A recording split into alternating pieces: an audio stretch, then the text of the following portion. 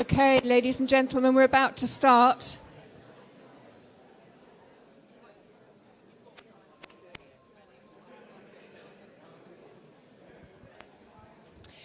If everybody can take a seat, there's still plenty of seats over there. Right, I've got an echo. Okay, welcome to the final official hustings of the 2026 elections, coming from Radisson Blu Hotel in St Helier.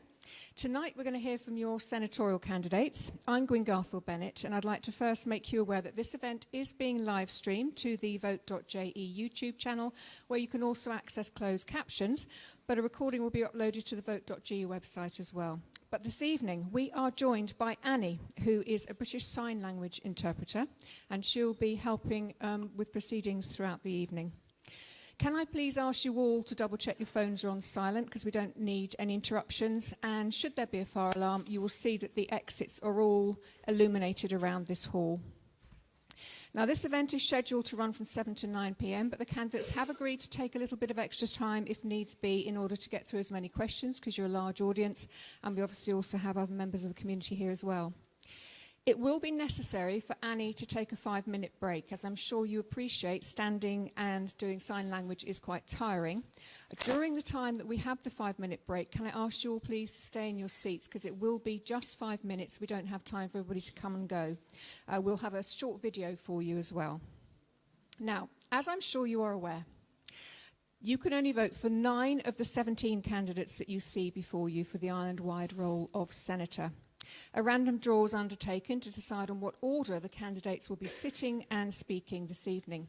So your 2026 senatorial candidates in the order starting here are Mark Boliat, Bernard Place, Helen Miles, Alan Lepavo, Serena Kirsten Guthrie, Elaine Miller, Sam Mezek, who is Reform Jersey, all other candidates are independent, Martin Aliga, Ian Gorst, Steve Luce, Guy DeFay, Mary Lahegara, Carl Bush, Tom Binney, Alan McLean, Lyndon Farnham and Alan Brecken. Now we're going to start with a short speech from each of the candidates, which will be followed by questions from yourselves. These will all be strictly timed in the interests of fairness, and they're going to have 2 minutes for their speeches, so I'm not going to waste any further time. We're going to kick off with speeches, and I will introduce you first to Mark Boliat. Good evening. I'm standing for election because I want to give you, the people of Jersey, the quality of government that you deserve. I've had a varied career, starting with working in a cafe and a pub in St Ballards, through to holding chief executive and chair roles in business, in charities and government bodies in Jersey and in Britain. Does that mean I know all the answers? Absolutely not. But I've learned how to ask the right questions, how to work collaboratively with others to tackle difficult issues, to make good decisions, to implement them effectively, and to communicate them. In Jersey, we've got great businesses, charities, and local communities, but we have a poor system of government. Big decisions have been badly delayed. Poor decisions have been taken. Decisions that have been agreed have not been implemented, and far too much time is spent talking around issues rather than dealing with them. So what do we need to do? My priority is to increase economic growth, because that's the way to give people in Jersey higher incomes to meet the high cost of living, and to give the government the revenue that it needs to pay for the public services that you quite rightly want. So we need to ensure that our finance sector remains competitive, because like it or not, it accounts for 2/3 of our tax revenue. Our planning system is a big obstacle to economic growth.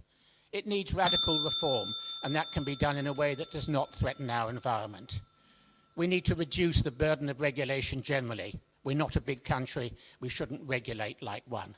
We've got to bring public expenditure under control. It's been growing at 13% a year, day-to-day spending. And we need to reform our education system so it gives the best start to our young people. These tasks will not be easy. They need politicians willing to take tough decisions. I'm one of those politicians. Thank you, Mark.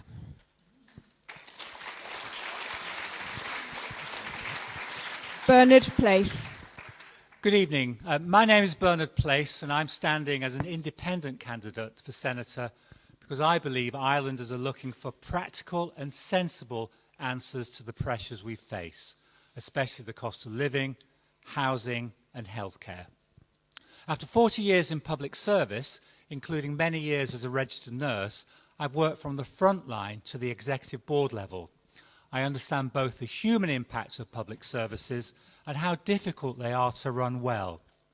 Jersey now needs to focus less on promises and more on making services work better.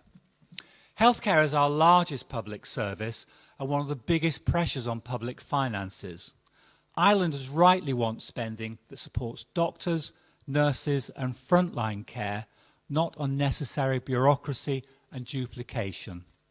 Before asking islanders to pay more, we should first ask whether services can be delivered more effectively and more sensibly. That means better organised services and better value for the money that islanders already contribute to. This election is also an opportunity to widen the experience and perspectives in the States Assembly. Now, I respect those already serving, but there is value in adding practical public service experience to that Assembly. Many people who read my Jersey Evening Post articles describe my approach as sensible. Now, I'll take that. Sensible is good for Jersey because after 40 years of public service, I've learnt that the loudest answer is not always the best one. The best solutions are usually practical, measured, sensible, and that's the approach I hope to bring to the States Assembly as one of your 9 senators. Thank you.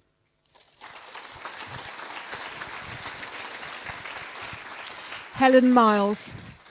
Good evening, St Helier. I'm Helen Miles and I'm an independent candidate. Before politics, I enjoyed a 30-year career working for Customs and Immigration, Probation and Aftercare and the States of Jersey Police. And I was the first woman in the Channel Islands to be selected for the Strategic Command course, which is the most prestigious senior leadership programme in British policing. I have a PhD in criminology, and I was also a founding member of Autism Jersey, and I'm a former lay member of the Public Accounts Committee. In 2022, I was elected as Deputy of St Brelade. I've served as Minister for Justice and Home Affairs, and I'm now Chair of the Corporate Services Scrutiny Panel. This has given me a very balanced experience of serving both in government and on scrutiny. As a minister, I established the Violence Against Women and Girls Task Force and delivered the Building a Safer Community framework. I introduced a 3-year work permit for hospitality staff and negotiated a scheme to increase numbers of French day trippers to boost tourism. On scrutiny, I led a review which made recommendations to strengthen our vital parish system. I'm standing for Senator so that I can use my experience to help address our numerous challenges. We need to support lower income families with the cost of living. We must control state spending and get back to living within our means. And we need to grow and diversify our economy to give young islanders hope of an affordable future here in Jersey. The senators you elect must be able to represent Jersey abroad and stand up for the island. I've represented Jersey in the French National Assembly, the Commonwealth Parliamentary Association, and I have experience of negotiating directly and successfully with UK ministers. For positive change, please vote Helen Miles on the 7th of June. Thank you.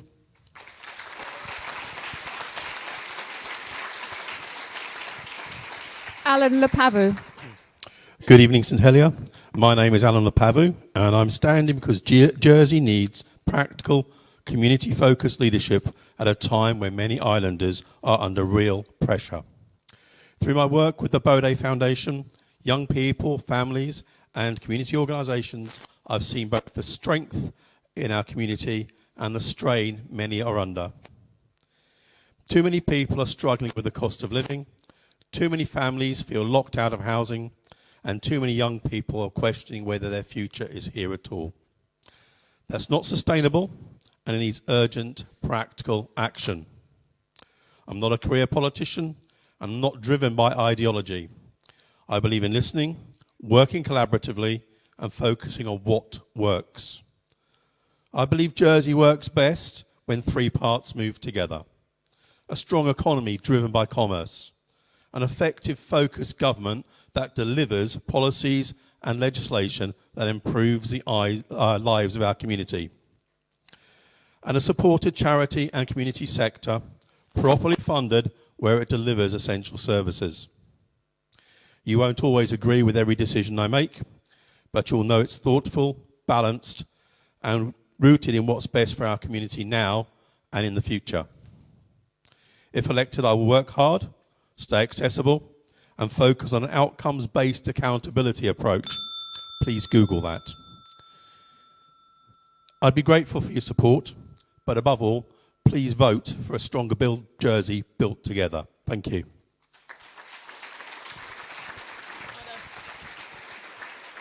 Serena Kirsten Guthrie. Good evening, everyone. Really nice to be here in St Helier for our final hustings tonight. My name is Serena, and for those of you who don't know who I am, I'm best known as the ex-England netball captain and Commonwealth Games gold medalist. And I loved my career, I loved my sport, and it took me all over the world working with the best in the business. But I knew there was, only one place I really wanted to come back to when it was time for me to retire, when I got pregnant with my first child, Remy, and that was here in Jersey. And so I was struck to find out how expensive it was when I moved back here for everyone, not just young people, and how I had frequently friends and family leaving the island. And so it's got me thinking, is there a part I have to play here in public service for you, the people of Jersey? And that's because I learned one thing in my career in team sport, is that if a team is failing, it's not down to the failure of an individual, but the failure of that team to work cohesively together.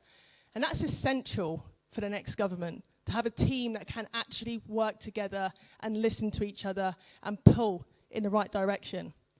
We aren't helping enough people through the cost of living. We haven't got a grip on government spending, and our island just isn't bringing in enough money.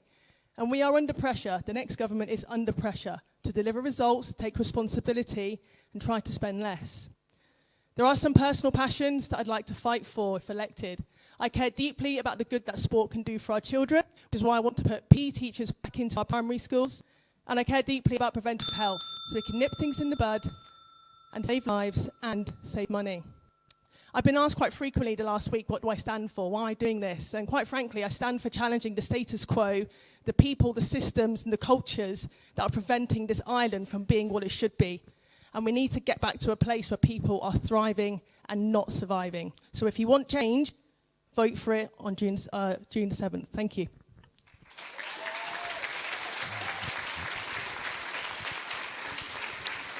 Elaine Miller. Thank you. Hello, my name is Elaine Miller.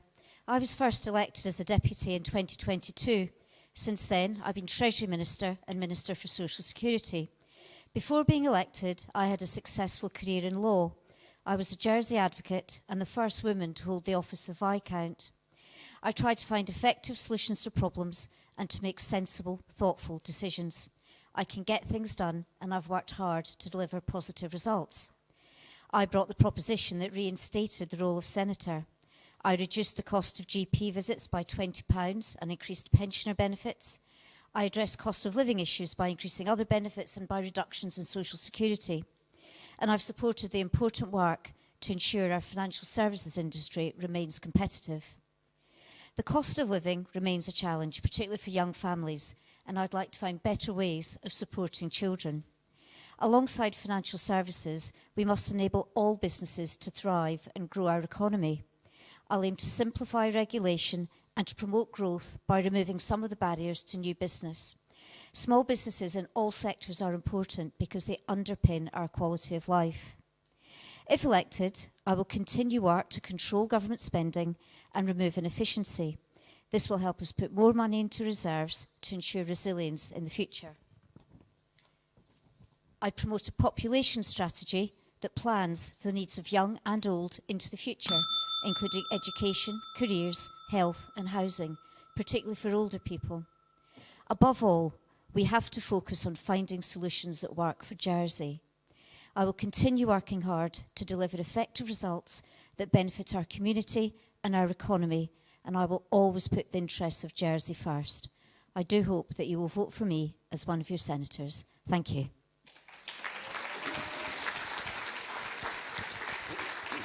Sam Mezek. 12 years ago, the people of St Helier put their faith in me, a scruffy 23-year-old fresh out of university, to try to deliver the political change that Jersey needs. And I now stand before you tonight, older, more experienced, a little bit less scruffy, and once again asking for the privilege of representing you in the State's Assembly. But I do so on the basis of a record that is not mine, but ours. Because over the last few years, Reform Jersey has shown what a united team can achieve. Free childcare for hundreds of families, stronger rights for tenants, more support for pensioners, free GP visits for children, and the biggest programme of affordable housing in a generation. Not merely words, but delivery. A model of what our politics can be, a politics that is on your side. It won't have escaped your attention that some people are a little bit worried about that change. Money's been poured into the election. People with no connection to St Helier have told St Helier residents how to vote, and social media has become awash with smears and misinformation. But these attacks are not happening because we're failing, they're happening because we're succeeding, because we've shown that a different kind of politics is possible. A politics built on teamwork, not ego, on values instead of vested interests, on openness instead of backroom deals. So tonight, I ask for your support, not just to re-elect me, but to give a mandate to a proven team with a proven record of delivery. Together, we've shown that change is possible. Now let's build the Jersey that Islanders deserve. Thank you very much.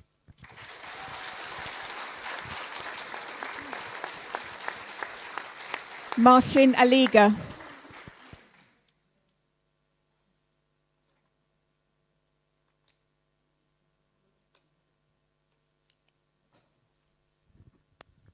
That was sign language, British Sign Language.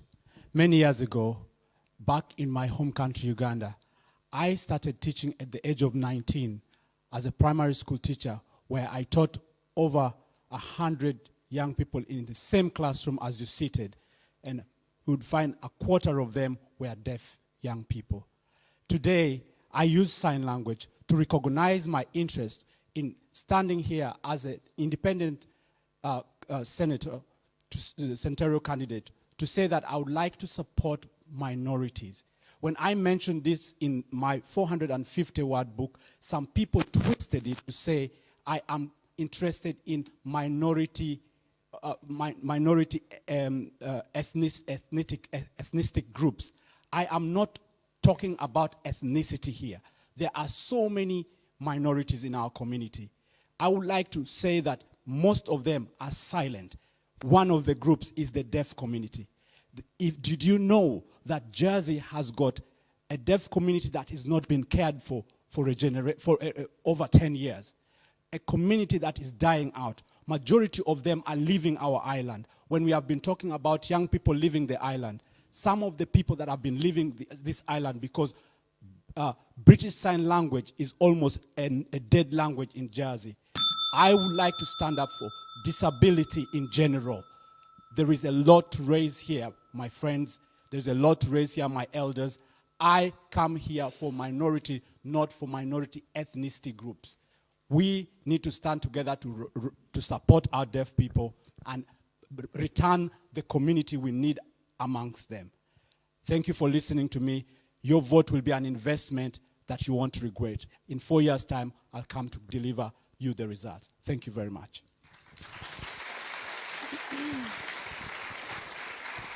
Ian Gorst. Good evening. I'm Ian Gorst, an independent candidate. I'm standing so that I can continue to be a strong voice for Jersey, defending our interests, promoting our economy, and building a sustainable future for our community. This week, I have again stood up for Jersey in the face of threats made to our domestic autonomy. In doing so, I've worked alongside our colleagues in the Isle of Man and yes, Guernsey. As Minister for External Relations, I've built strong relationships with our key political and economic partners. These are, of course, challenging times, and they call for experienced, calm, and serious leadership. People and businesses across the world are craving stability, And that is what Jersey must continue to offer. We have a resilient economy, but we cannot be complacent. That is why I want to drive forward our competitiveness strategy so that we deliver economic growth and embrace innovation in the face of increased global competition. Investment in frontline public services is only possible with a strong economy supporting a diverse range of local jobs. In recent years, government has grown at an unsustainable rate. I have been, and I always will be, a voice for restraint to control public spending and ensure you keep more of the money you earn. Jersey has always adapted to changing times. With strong, effective, and proven leadership, we will do so again. I ask for one of your votes on June the 7th. Thank you.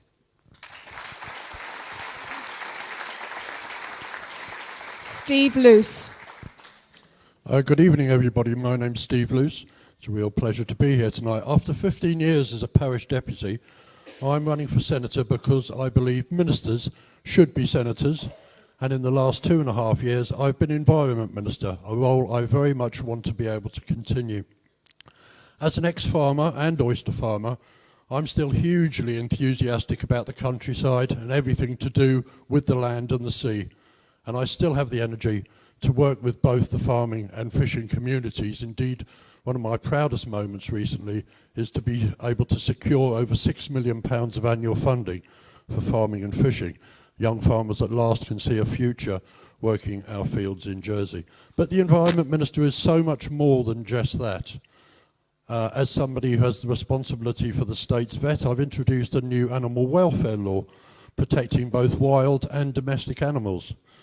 I look after everything to do with water, and I've started work after too long on the PFAS issue that we have in some of our water supplies. I also have the remit of environmental health, and I've introduced a new rented dwelling law recently, which I believe helps both tenants and landlords.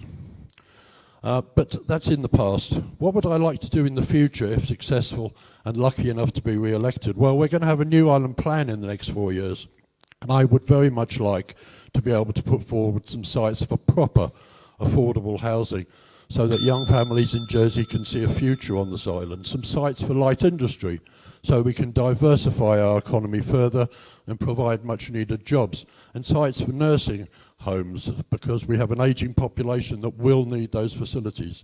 Finally, I want to work with the farmers and the fishermen to put more local produce on local plates for local consumption and help with the cost of living.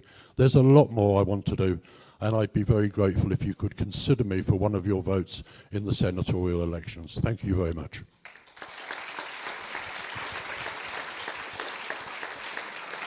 Guy DeFay. Good evening, St Helier voters. I understand that your main interests are cost of living, healthcare and education. But this evening I want to speak to you about housing and property. We worry about first-time buyers, and the states regularly have a several hours long debate on what the newest exemptions should be. I think it's time to cut through this and just take a look at what goes on in the Royal Court on a Friday afternoon when properties exchange hands. And I just ask you to think about who walks away with the big cheque and should they be paying the stamp duty. If elected, I will put a proposition to the state suggesting that stamp duty for purchasers should be abolished right across the board. This also has impact on people who are downsizing after living in properties no longer required to be the same size as families have left for somewhere else, possibly in Jersey, possibly elsewhere. So there is ways to look at this. I'd also like to address not property owners, but people who live in rental accommodation, in particular people who live in Andium homes.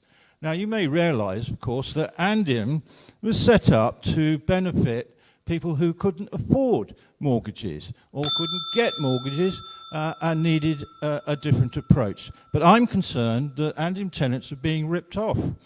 Basically because the state is taking, the last time I looked at the accounts, £28 million out of what Andim Rentals are providing. Andim Rentals are about 70 million.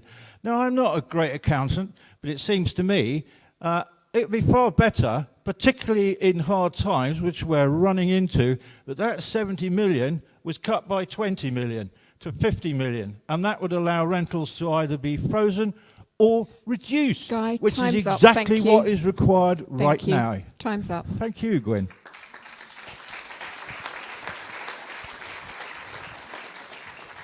Mary Lehegerer. Good evening, everybody. My speech tonight will be slightly different. This is the 12th one. I was born and raised in Jersey in a farming family. I'm grateful to St Helier North for electing me as their deputy for the last 8 years. I've worked hard saving green fields for agriculture, representing residents at planning committee and appeals, speeding and other personal matters. Attendance at parish assemblies, Christmas lunches and other parish events, involved with the Battle of Flowers, making paper flowers, and on the committee for 2 twinnings. 25 years in policing was the reason I chose St Helier, as my feet know it far better by having walked from First Tower to Halfday Par. Being promoted as the first female inspector in Jersey has given me strong leadership skills, a background in team working in both public and private partnership, delivering community initiatives. Being lucky to be seconded to both Lothian and Borders Police and also the Met Police in order to develop my career. I've employed a collaborative approach in my political career in scrutiny and as a minister. But now I would like to thank those who have proposed and seconded me in this election process. I chose people who know me well, had supported me from across the island and businesses. My promoter was, amongst other things, a Home Affairs Minister. Neighbours who, without their support, I would have struggled to work 24-hour rotating shifts with a 5-year-old daughter. A friend who I met on my first day at Learlawn School. Work colleagues, friends, and those I've met through St Helier Twinnings. Ian Lamacco, Emma Martins, Matt Barnes, Rupert Lawson, Sandra Genet, Frank Teixeira, Rosemary Ferguson, Lola Garvin, Derek Mare, Liz Dowling, thank you all for your support. In relation to my scrutiny panel, we delivered accommodation for mental health crisis at Orchard House, avoiding detention at the police station. As a Minister for Justice and Home Affairs, I delivered... Thank you, Mary. Time's up.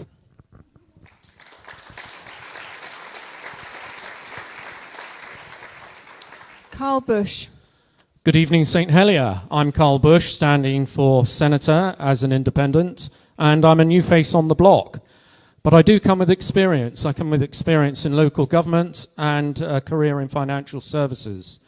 In local government, I understood that working with community is imperative to a successful government.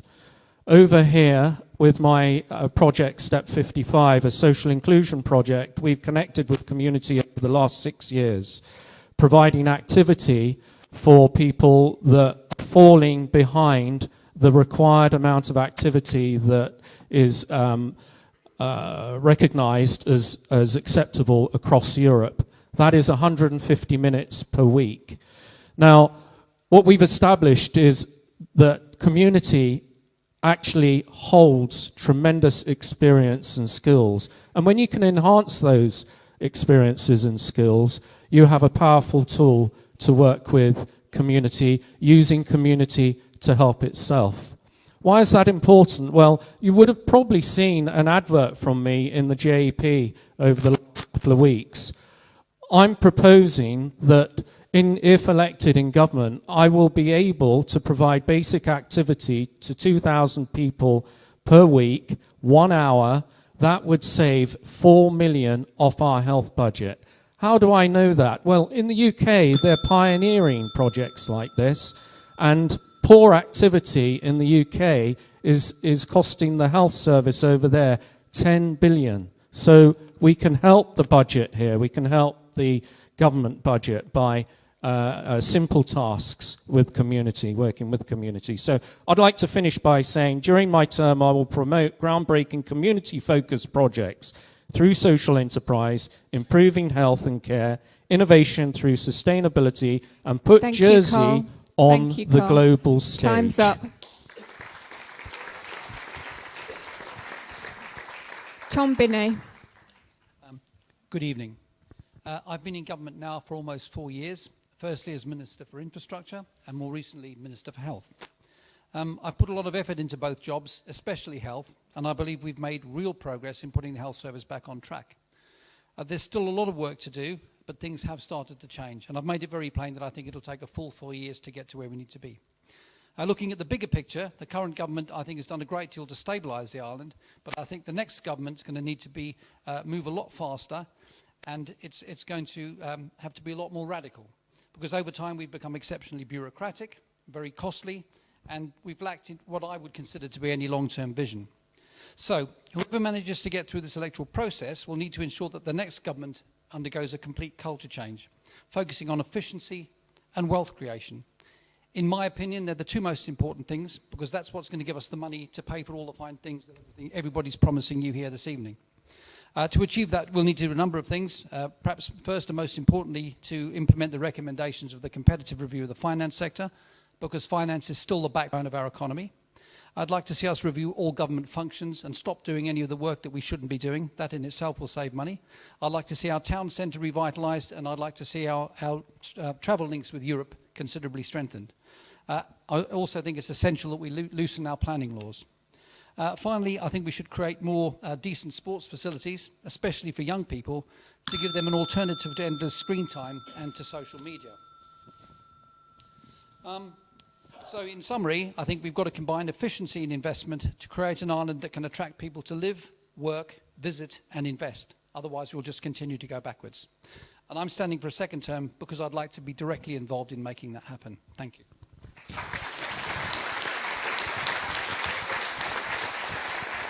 Alan McLean. Good evening. St Helier is the beating heart of Jersey.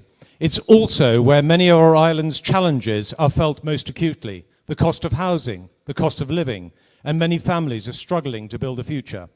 And while households tighten their belts, government continues to spend. £118 million more than it earned last year alone. That cannot continue. If we fail to get government spending under control, the burden ultimately falls to you through higher taxes, higher charges, or reduced public services. There is no magic money tree. There is only your money. I have dealt with difficult times before. As Economic Development Minister during the global financial crisis, and later as Treasury Minister, we focused relentlessly on delivery. We merged the ports and saved taxpayers around £1 million a year. We created Digital Jersey. We secured EasyJet and restored the Heathrow route. We balanced budgets and we controlled spending. We need that approach again. We need to reduce unnecessary bureaucracy, speed up decision-making, embrace digital and AI technology, and create conditions for businesses to have the confidence to invest, to create jobs, and to grow. A strong economy pays for public services and eases the cost of living pressures. Restoring confidence is key. Confidence that young people can afford to stay in Jersey. Confidence that government is focused on being an enabler, on competitiveness, on value for money, and on long-term prosperity. I'm not returning to politics because I need a political career. I'm returning because I am deeply concerned about where this island is heading, and I want to do something about it. Jersey has the talent, the reputation, and the opportunity. What we need now is leadership, the vision, the courage, and the urgency to match it. Ladies and gentlemen, my name is Alan McLean. I hope you will consider me for one of your 9 votes on Sunday. Thank you very much.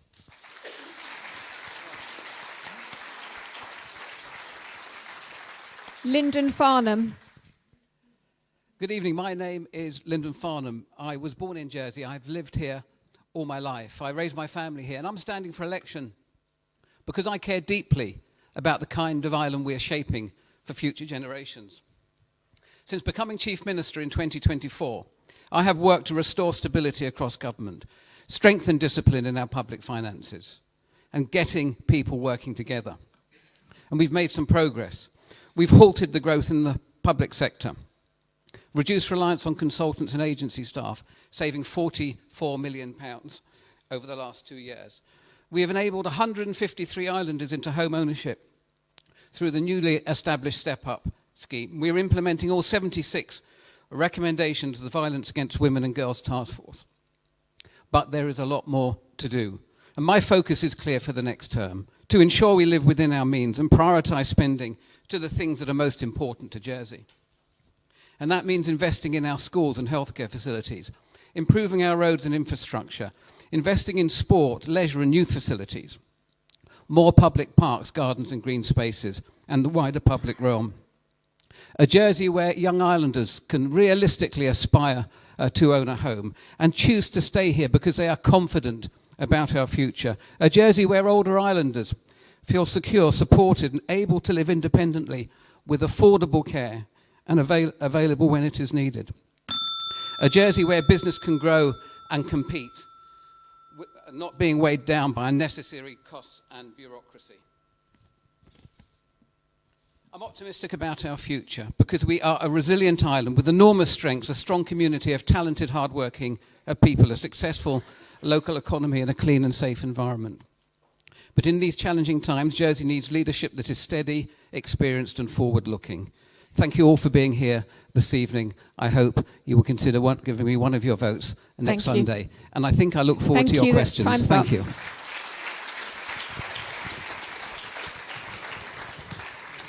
Alan Brecken. Good evening. Can I ask you to look through your papers and find this? I'm going to refer to some of the facts and figures there of the top 100 suppliers. The green bit highlighted shows the expenditure in 2022 was over 218 million.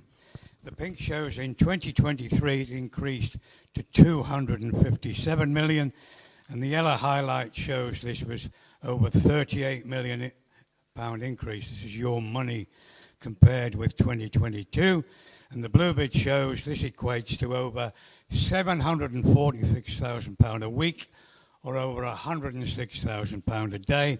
Note this is only the increase, not the total amount. On the back page, I've listed the ministers and assistant ministers in 2023, because that's who it was who spent it, and they are responsible, but apparently nobody is accountable, and to me, that's not acceptable. Take this home, have a good look at that, and you'll be surprised at some of those figures.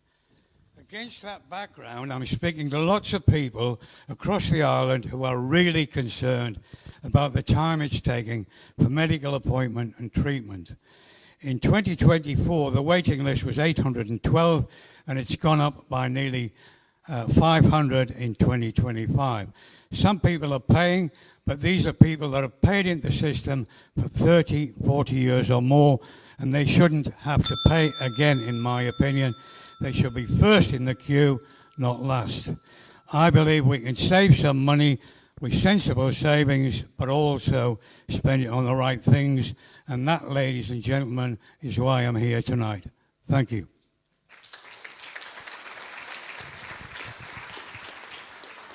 Thank you to the candidates for the speeches. It's time now to open up for questions. A microphone is going to be passed around by Emily, I believe, who's volunteered. I can't see Emily now. Perhaps, she is, just popped in. Please hold the microphone close, otherwise, as you can tell, you can't hear if you don't put it close to your mouth. Please also hand it straight back to Emily once you've asked your question. I'm going to insist that questions are brief, please. We don't want any political speeches from you. It's got to be straight to the point. Obviously, questions must not be offensive in any way. They must be able to be answered by every single one of the 17 candidates. We're prioritising St Helier parishioners, so I will ask you to state your name and your area that you're in St Helier, because that's what we've been doing with every one of the parish hustings. There'll be no questions from other candidates or existing states members. We're going to take 2 questions at a time. Candidates will have 90 seconds to answer. I'm going to start in the middle to shake up the order with Ian Gorst. I'll be strict on timing. There's going to be a bell for a 30-second warning. So let's get started. Gentleman here in the front. And then there's a lady over there. Yes, that, yep. Oh, press the button, yep. Thank you. So Howard Davis's Time to Win report, delivered here in this room, states that government buy-in to financial services competitiveness is inadequate. Incentives for change are weak and urgent intervention is required. The report also notes that Jersey has fallen from 13th to 31st in the Global Financial Centres Index and now ranks only 81st for Fintech competitiveness, behind many third world countries. Of the three areas highlighted in the report, 1, government commitment and delivery of competitive agendas. What's your question? Sorry, please. Which are they going to choose? Reform of the FSAB and Jersey's digital and fintech competitiveness. Which would you champion in the first 100 days of those three? And why? Can you just repeat the three again for all the candidates, please? Of course. So, reform of SSAB. FSAB, government commitment and delivery of the competitiveness agenda, and Jersey's digital and fintech competitiveness, all quoted in the report. In the first 100 days, which would you choose? Okay, candidates got that? Okay, there was a lady over there with her hand up.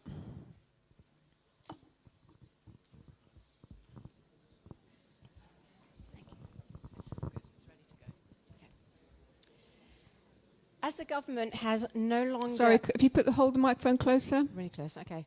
As the government no longer provides sport, leisure and recreation expenditure within its annual reports, it was necessary to raise a freedom of information request. Most responses failed, but fortuitously, education granted why, and I quote, cash spends on grounds maintenance, including playing fields, are charged under one accounting code for an entire school, followed by an excuse of time it would take to extract the data requested. What's your question, please? The question is, how can you restore our faith in the claims made of effective transparency and scrutiny when, for example, spending on sport necessary for our physical and mental fitness is not even being measured? Okay, thank you. And you didn't say your name. Sorry, my name is Debbie, and I'm actually for St Helier North, but also for Central. Lovely, thank you. Okay, so candidates, you've got the financial services question, and then sports and leisure, how can government be more transparent in its spending? That goes first to Ian Gorst. I'm not sure that you can really decide between the two. The reform of the FSB is really about engagement with industry. That works incredibly well. The whole report is about making sure that we have a stronger economy going forward because of what's happening around the world. And I'm 100% committed to it. So I think that what government's got to do to implement that report, which is about working with industry, it's about cutting back on bureaucracy, it's about making sure we've got the right regulatory posture, is critically important. But also is digital and fintech, because if we don't get into that, then we'll get left behind, and with the best will in the world, we will no longer be competitive. The whole report is absolutely critical for all of our future, and it's critical because that's the industry that provides funding, which provides the public services that islanders, to a large extent, are frustrated about and would like to see more of. When it comes to the accounts are virtually unreadable, and I say that as an accountant because they are accounts for accountants to read. Islanders rightly find it very difficult to see from those accounts exactly where detailed expenditure has gone, and I think alongside the accounts which meet international accounting standards, we should also have an everyday, easy read set of accounts, go back to what it used to be like, so you could simply see where the money was being spent on a day-to-day basis. Thank you.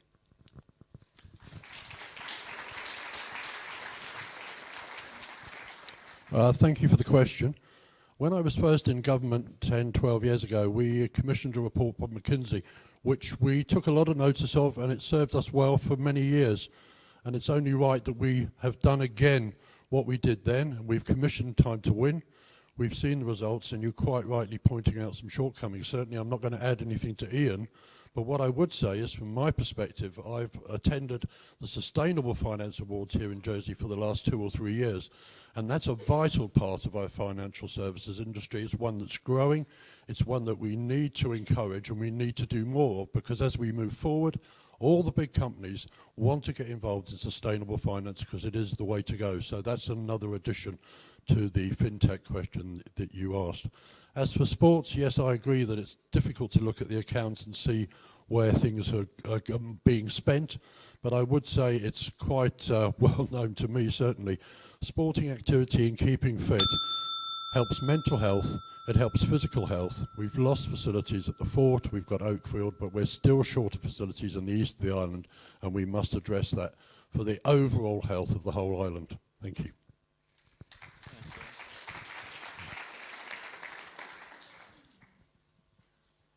Right, confession first. I'm afraid I haven't read the report you're referring to, and I'm very surprised that world-leading Jersey is now dropped to 83rd in the global financial services business. And I have to say, I'm not going to stick my neck out here as some sort of forecaster for what's coming up, because all I can see is global economic chaos, thanks to you-know-who. And we just simply don't know what is going to happen. The petrodollar looks as though it's game over. It's only a matter of weeks ago that Saudi Arabia did a deal with China, which they accepted payment in yuan. So what on earth is going to be happening over the next well, we know what's going to happen over the next 6 months. Economists across the globe who are experts say the global economy is going into recession. That's going to hit us. That's going to hit everything we import. And we'll have to find a way through. I've addressed that in previous hustings. Spending on sport, sorry, I'm not a big fan of the getting all the Faroe Islands and everyone to compete with us. I do support sport for young people, and I think that should be encouraged. I support facilities being backed by the states, but sorry, once you become a wage earner, I think you should find a sport where you can pay your way. That's what I had to do. Thank you. Unfortunately, Time's up. I Thank didn't have you, enough Guy. money. Thank you. Time's up.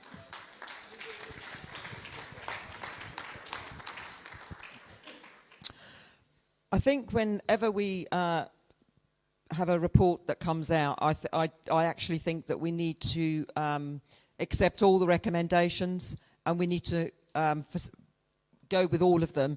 And I would also say that if there is any quick wins within that report, then I think those need to be done. In relation to our finance industry, I do genuinely think that we need to have a look at some of the rules and regulations, because I do actually think that we seem to have become more and more regulated. So I think that's an area that we also need to look at. But as I said, when we've actually done a report to this level, we need to actually accept all those recommendations and move as swiftly as we possibly can to get us back up to speed. In relation to the sport, I worked within the FOI for a period of time. I would agree that the accounts aren't particularly well and easy to read. In relation to being able to provide data, I think that all of the data in relation to the spend on sport should be measured, because I think that's vital for anything, to be able to measure something, what its aims and objectives are, and what you're going to see at the end of it, in order that you can ensure that your money is being well spent.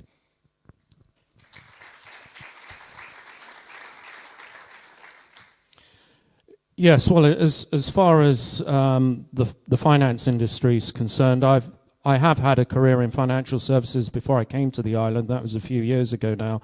But when I came to the island, I was very optimistic, because at that time there was a collaboration with the FCA in the UK and between the Jersey Financial Services Authority here as well. And that was in respect to an innovation hub. I don't know how far that's gone, and it would involve financial technology and obviously AI now. But where I'm going with this is that I'm a social entrepreneur, and if we put the structure in government for social entrepreneurs, and that would be social entrepreneurs in the financial technology and AI industries, to combine to come out with these fantastic creative ideas that we can take to the world, then we can build a hub here. And we just need to provide the structure in government for that to be enabled. Now, in respect to sport and activity, it's a big part of what I do at the moment. It's empowering community, empowering the people with the skills and the experience to share those skills and experience. But I think what we need to do in government is we need to put a value on the hour of that activity. That is what they're trying to do in the UK, and they're trying to find ways of proving that 150 minutes... Thank you.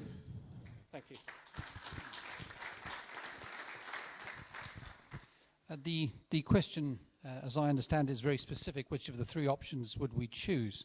And I'll come back to that in a moment. My last 2 years have been very focused on health, and I haven't looked particularly closely at the finance sector. But I did read the Time to Win report, and it really surprised me how disjointed the finance sector is. And it also disappointed me that we've had to spend so much money doing things that I think that for the people that are involved in finance should have been quite obvious in the first place. But to answer your question, rather than pick one of the three, I'd get all of the required people in the same room. I'd work out a very firm plan about how we're going to approach the whole thing, and I'd make sure that it was properly funded. And I think that's, in my view, that would be the best way to approach putting all of those recommendations into place. With regard to transparency, I think I would agree with much of what Ian said. We need to simplify our account system. And I think we need to we do make a lot of information available, but I'm led to believe, because I don't go looking for a lot of it, but I'm led to believe that it's extremely difficult to access. And I know that Mark Bolliart's got some thoughts on this, and he's much more knowledgeable than I am. You'd probably find a much more interesting answer from him. But what he's got to say makes a lot of sense. Thank you.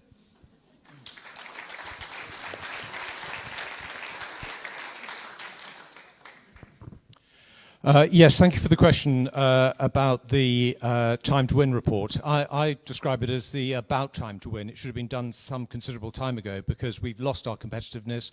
We've actually been losing business quietly. We're not competitive with other jurisdictions where business is going.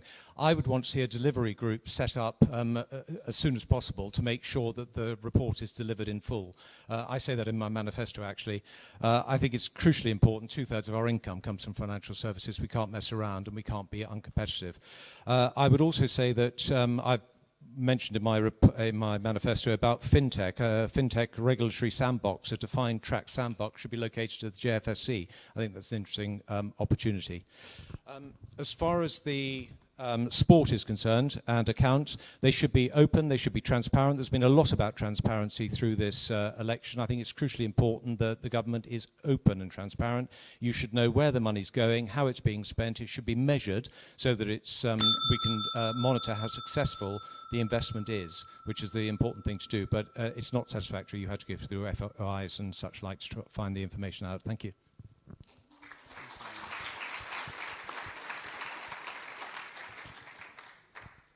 The Time to Win report is probably one of the most important pieces of work we've done for some time, because it's taking a long, hard a look at how we regulate ourselves, how competitive we are, and it's brought up some truths that have been hard to listen to. The finance industry is still strong. We've got to keep it that way.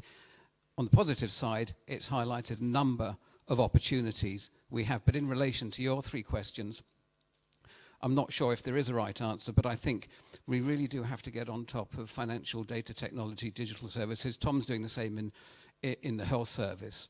And if we get on top of that, then that will help with the competitiveness agenda and the systems application on products agenda as well. So that's what I would choose.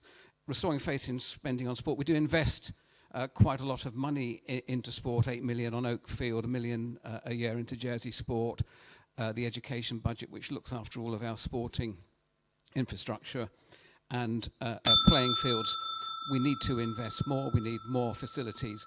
I would commission a very short report to list out what we invest in sport and what we need to invest in the future, and simplify the 280 pages of the accounts we've just published. Thank you.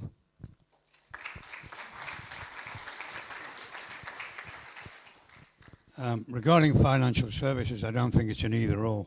Fintech, digital, we need to try and stay ahead of the competition, which is growing all the time. And that includes investing in people as well. Regarding sport and leisure, of course, it is worth spending on sport for local interest and leisure, and also to attract visitors, things like the marathon, triathlon and motorsport coming up this week. And it does benefit the economy, and it also benefits the local population. I think the investment is well worth the money. Thank you.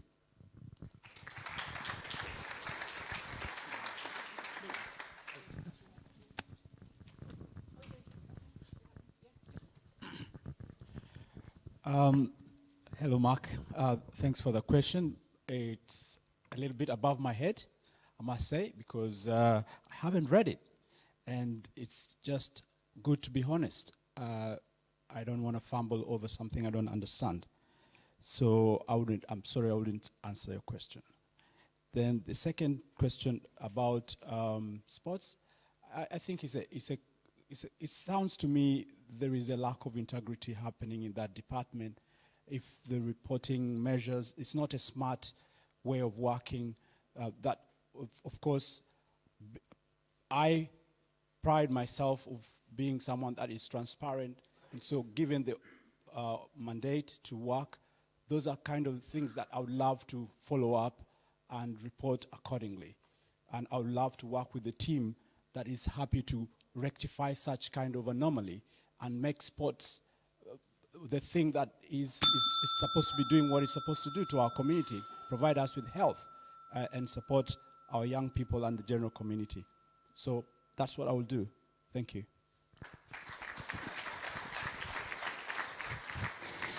And the Time to Win report ought to be a watershed moment for Jersey, because our economic prosperity is not guaranteed. We have no God-given right to be a prosperous society. It only happens if we are not complacent and we work actively to generate that prosperity and make sure we have a government that is supportive of our biggest industries. And any politician that doesn't understand the link between economic prosperity and the social well-being we get to enjoy as a result of it is somebody who should not be serving in government, in my view. When the next government is formed, its first job will be to begin workshops to produce a common strategic policy which will outline what the government's priorities are for the coming term of office. If I'm sat round that table, I will be one of the voices saying that achieving all of the recommendations in the Time to Win report ought to be a priority for that government. And I think that the government should set an early deadline for achieving those recommendations, because if we say we'll just do it over the course of the whole term, we'll probably get into that routine of complacency and then have a big rush at the fourth year and not end up doing it. So we need an early deadline for it. In terms of transparency in accounts, we spend a fortune on freedom of information requests because information is so difficult to find in the first place. I think Mark might be about to tell us how many of those that he's responsible for. So if we can improve how information is put out there, including on the States Assembly website, we can improve democratic accountability and make that easier. And at the very least, we'll save a lot of Mark's time as well.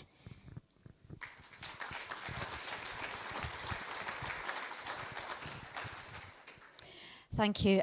Sam has touched on a thing I was going to cover, which is in our first 100 days, we will be trying to form a government, trying to do a CSP, trying to do a budget, which has all got to be done by the beginning of September. There is no shortage of commitment in government to deliver the Time to Win report.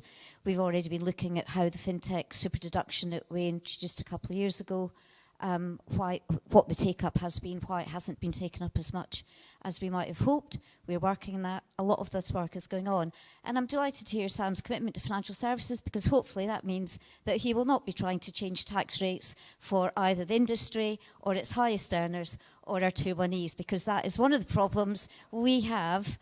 That's the problems we have. We need to understand how vital our tax system is to the industry and make sure we preserve that as well. All of the elements of that report have to be delivered, but we need to make sure that the industry, everybody understands how sensitive that industry is to tax changes and stop messing around with it. Thank you. So, have I got a minute left? Sorry, on sport, I am quite sure someone in government knows exactly how much we've spent on sport, but as Ian said, annual report and accounts are an accountant's document. They are also driven by the Comptroller and Auditor General, who tells us all the time how we've got to present information. That's done to international accounting standards and not for members of the public. I agree we need to get better at communicating. We don't communicate well with the public, and that is something that does need to be resolved. But I am quite sure we know how much we're spending. Thank you. Hi, Mark. Yeah, so more of the same from me. I think we need to implement that report. It's an excellent report. As someone who's been doing a lot of reading in between the hustings, I think it's something that certainly stuck out to me as something that needs to happen. Not much to add in that space, but actual action, I think, is what needs to happen in order for the finance sector to feel an element of trust in the government again, that we've got their back. Sport, yeah, obviously it's a huge area for me. There's a question here around trust and transparency, and I think it's not the only sector who are feeling a little bit left behind. I think generally the public, there is a lack of trust at the minute with government because the communication piece, despite some probably good intent that's been going on in government. So for me, I'd quite like to try and lift the curtain on that where we can, create a digital platform to bring the taxpayer closer to actually what's going on across the services being delivered here. That's something that was done in 2017, but then was suddenly taken off the table, and I think it's probably because government maybe started to underperform. We need to be brave. We're underperforming. It's up to you to give us a kick up the butt and for us to get back on track, not for us to take and go and be shady and to, hide again. So I think it's, again, talking about teamwork and transparency. We got to work for you and you've got to demand that from us. And there should just be a dashboard that you can go on and just see what we're doing. Simple as that. That needs to change.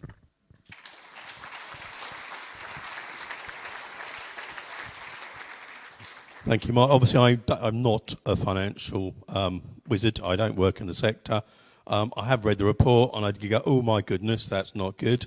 I fully understand the implications if we lose the finance industry overnight. Basically, we will be leaving and switching the light off. So it needs support, and if I'm in government, I will be behind it. I think the whole thing needs to be supported and get on as quickly as possible. As for openness, we need a better website. Everything needs to be published. A simple dashboard would work very well. I also think anything that we invest in around sport needs to be linked to an outcomes-based accountability approach. I'm coming back to that, but that gives us clear outcomes and the impact that it's having on people's health, and that means we can all work together to achieve the best outcomes. I think that's all I need to say on that. Thank you. Thank you. It's very difficult when you get to the end of the line to add something new, but I too was impressed with Sir Howard Davis's clarity and honesty about what we need to achieve.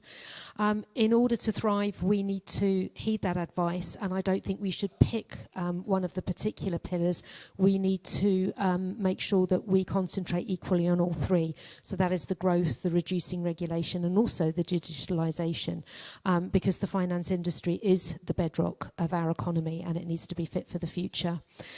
When it comes to transparency, I totally agree. I am the chair of the Corporate Services Scrutiny Panel. We hold the Treasury Minister and the Chief Minister to account, and quite frankly, getting information is like wading through treacle. We're constantly asking for more detail. We're constantly having to cross-reference. So I totally agree with what's been said. The accounts need to be clearer. They need to be shorter. They need to be much easier to read. This has been picked up as part of our Freedom of Information review. One of the recommendations of that review is to provide a publication schedule to provide better information to the public in a regular and predictable basis. And I would recommend that is in one place. At the moment, we have two websites, the States Assembly website and gov.je. The public need better access to information to which they're entitled.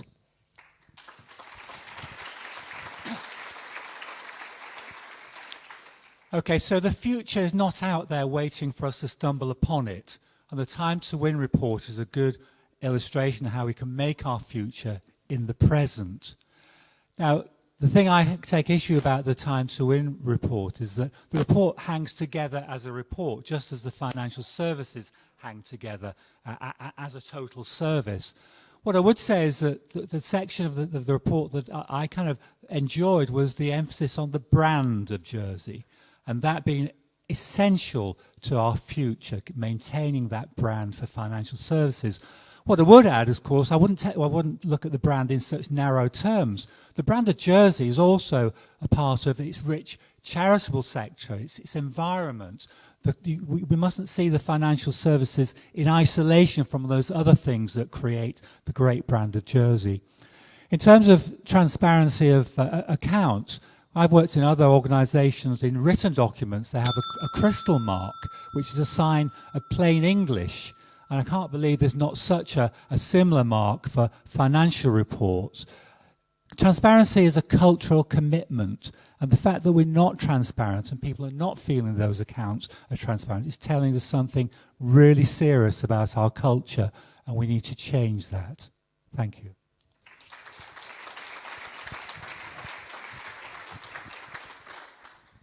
Ian Gorse gave an excellent reply, and I can only add to it on financial services. I would commend the report as part of that report by Howard Davis and his panel. It's got much wider issues in financial services. That industry can't exist in isolation. It's part of Jersey. He talks about the need for a culture offer in the island that's attractive to the people we need to get in. And he asked the question, how can you be a serious financial centre when the last flight to London is at 4 o'clock in the winter? So those are the sort of points we need to look at. He made the really important point that the way of life of the island depends on the financial services industry, and we need a buy-in to that from everybody. It's 2/3 of our tax revenue. The Financial Services Commission is far too risk-averse. Many of you here are involved in local charities. If anybody's been able to open a bank account easily, or even to change a signatory, let me know. We are an appalling domestic financial centre. And now my favourite subject of government information. I get an extra 30 seconds because I'm answering to 3 people. And another 10 seconds for the laughter. It is appalling. They think because it's on a website somewhere, it's there. That is not good enough. It's untrue to say the accounts are virtually unreadable, Ian.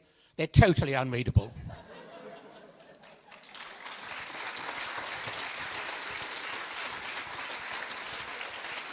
Okay, hold your questions because Annie needs a break. She's been standing there doing sign language with all those speeches and questions. So let's give Annie a quick little 5-minute break. There's a short film about to run, hopefully, just to get you entertained. You can decide your questions, and as soon as we come back after 5 minutes, I'll be asking you to give me your questions.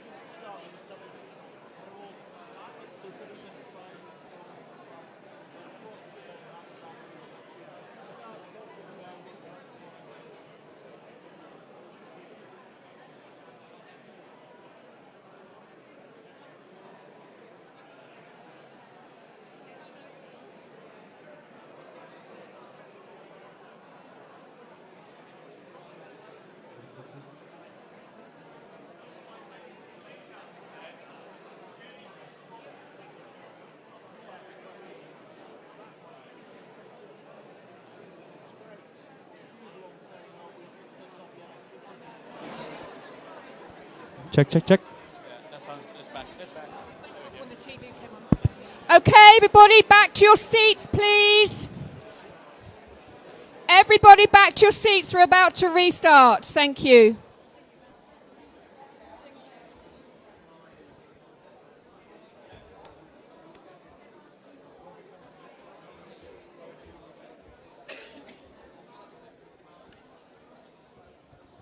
Everybody back in their seats, please. We're about to restart. Okay. Okay, right. Questions. Where's Emily? Emily, there's a lady there with a blue jacket on.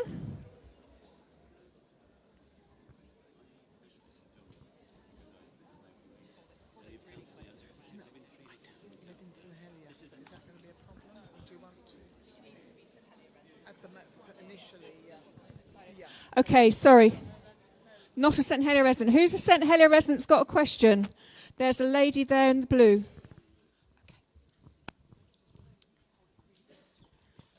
And there's a man standing up over there who's very keen with a jacket on, who's from St Helier, I think. Okay, your question, please. Good evening. I'm Linda from St Helier South. So good evening to you all. You will all have received this election asks. Yeah, can you hold the microphone closer and... Is it on? Okay. Good evening. You will all have received the election asks document. This election asks, it's composed by 34 charities. So my question is, could you all please confirm if you have signed up to it, and specifically, if you support the introduction of modern slavery and hate crime legislation, along with a review of the 3-year work permits? Thank you.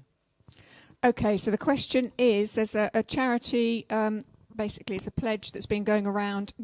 Have you signed up to the charity pledge, specifically modern slavery, banning hate crime, and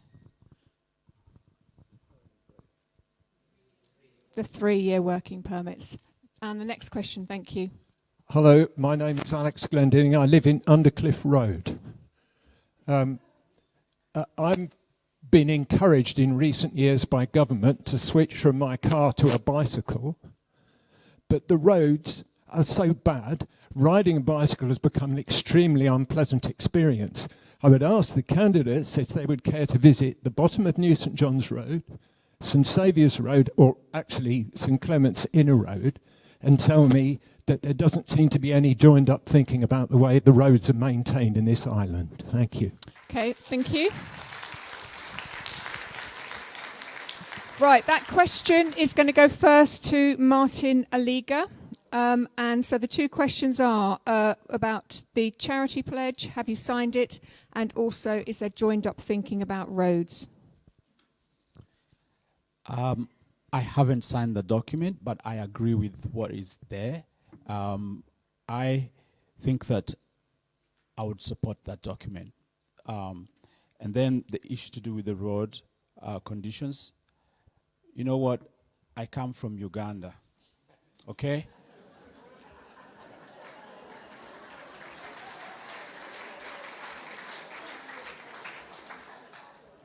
Sometimes, I just want to say this to Jersey people. You are not grateful.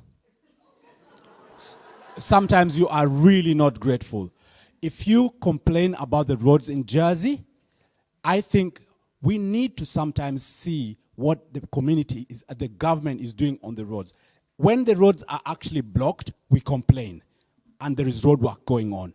When we have somebody working on the road and the notices come out, we complain there is road traffic. We do not appreciate sometimes enough. I want to say that, having said that, yes, they must be better than what it is. But what we have is actually working. Thank you very much.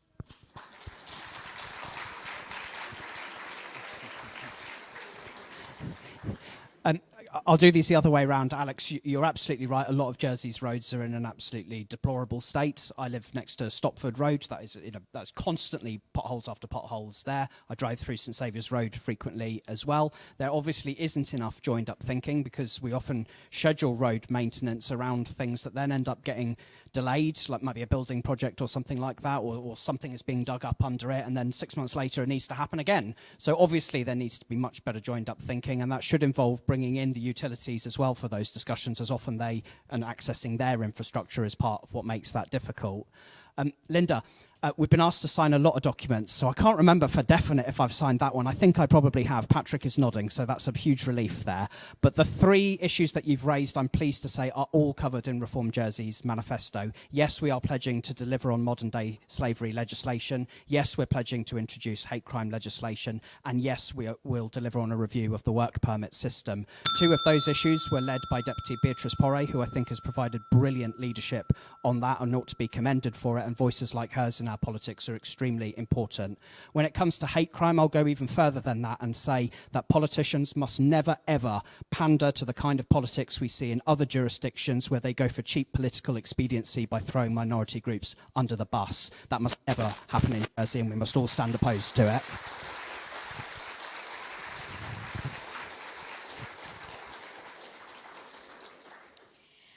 I'll do roads first as well, Alex. Yes, they do it does sometimes appear to be very disjointed, but I think it's like everything.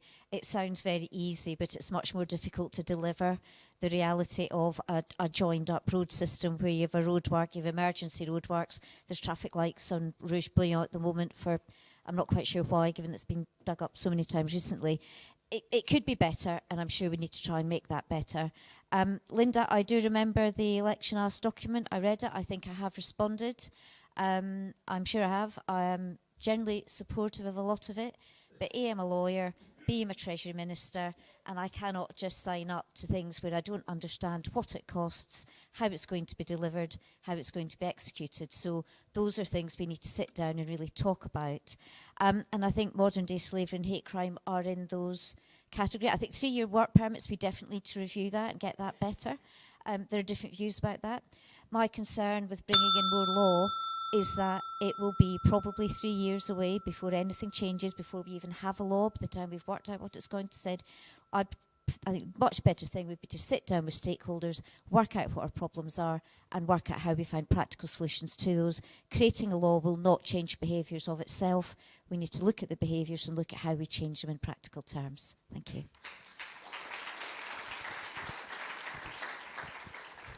Hi, Linda. I'll start with you. Yes, I believe I have signed up to this. And yeah, it's an interesting one, isn't it? Because for me, I think there's a moral obligation to this. You know, there's some things I think that you just have to do. And like Elaine said, it may take a while to get this legislation through, but it certainly sends a message to people who are willing or have already exploited modern slavery and things like that. So yeah, it sends a message, and as government we have to be stronger at sending messages to stop these types of things.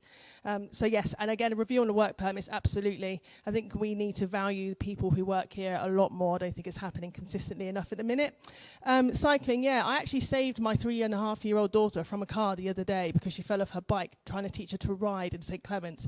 Probably the most frightening low point as a parent so far. So it doesn't work. It's not joined up, and I'd like to try and reimagine infrastructure over here. You know, I'm reading a lot about the infrastructure challenges, and to work with the constables I think would be a really good place to start and lift the curtain on communication. Like, what are we trying to talk about and solve here when it comes to infrastructure? I think you've got this people in wheelchairs that can't get around. You've got young mums pushing prams who can't get around. You've got the Eastern Cycle route. Where is that?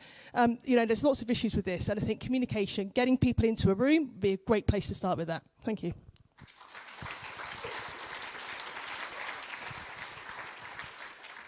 Hi, Linda. Yes, I've signed it. I work in the charity sector, of course I'm going to. Modern day slavery and the other legislation needs to be brought in. We need to set a standard and make sure everyone's accountable to that. And the work permits, yeah, you can't bring someone in to do a job for a year. It takes you 3 months to embed them. They work for 6 months and they're looking for the next job. So it doesn't work for anyone. So we need to look at that. As for roads, I think we should dig more holes in the roads personally. Let's make them really unpleasant for cars. and build better cycle routes and pedestrian routes. That would work better, wouldn't it? Than spending thousands, then we can dig up the roads and put as many cables and drains in as we wish without having to affect cyclists and pedestrians. I hope that's a better answer. Thank you.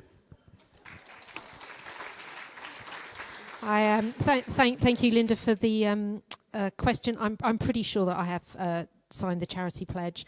When it comes to your three questions there, I'm not sure we have a modern slavery issue, but I do think we have a migrant safeguarding issue.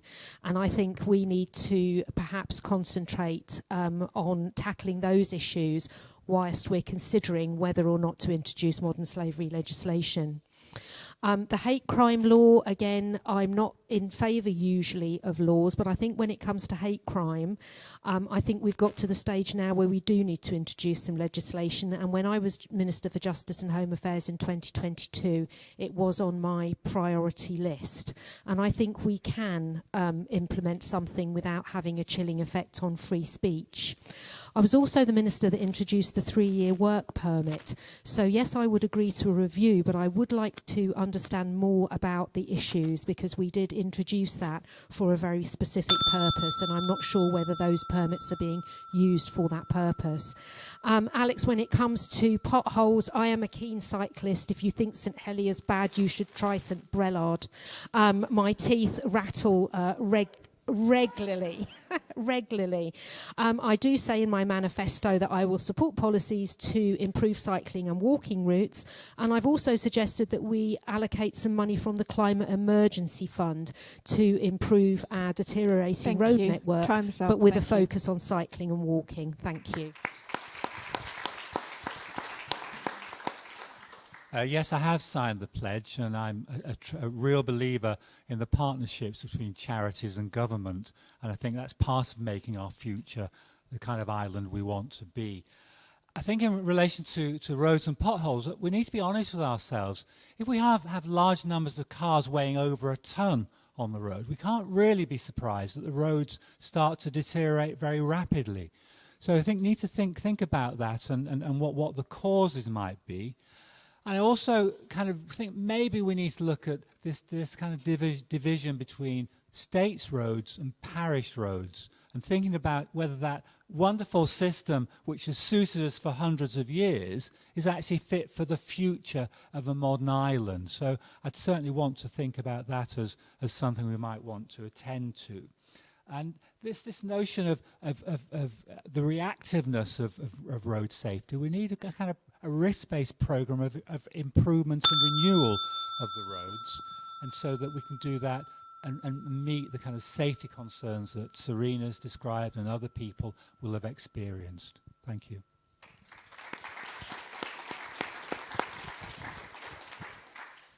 On potholes, I can beat Martin. When I was in Bogota in Colombia, there was a 10-foot deep pothole that people were fishing in. So our roads are bad, but actually I lived in England until recently. Believe me, they are much worse in Hertfordshire than they are in Jersey. But of course, we've got to do better. Having just bought an electric bike, I'm now rather worried. I'll test it at the weekend. I have signed the pledge. But can I just, word of caution on hate crime law. I want to stop hatred. I want to stop people feeling they hate somebody. That's the problem. Now, we have a notion in Jersey and elsewhere. There's a problem. It's easy. Get the States Assembly to pass a law and it will stop. That is nonsense. That is not how the system works. Now, I would favour legislation if, after careful consideration, as I think Elaine was saying, it was the way to deal with the problem. But legislation will take years. So let's look at what we can do without waiting years to pass a law that may not be effective and, like most laws, would have unintended consequences. So I'm fully with you on what you want to do. I just want to do it quickly and the best way possible.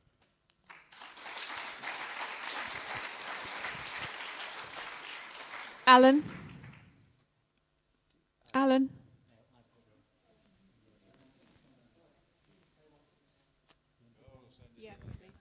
I gave him one.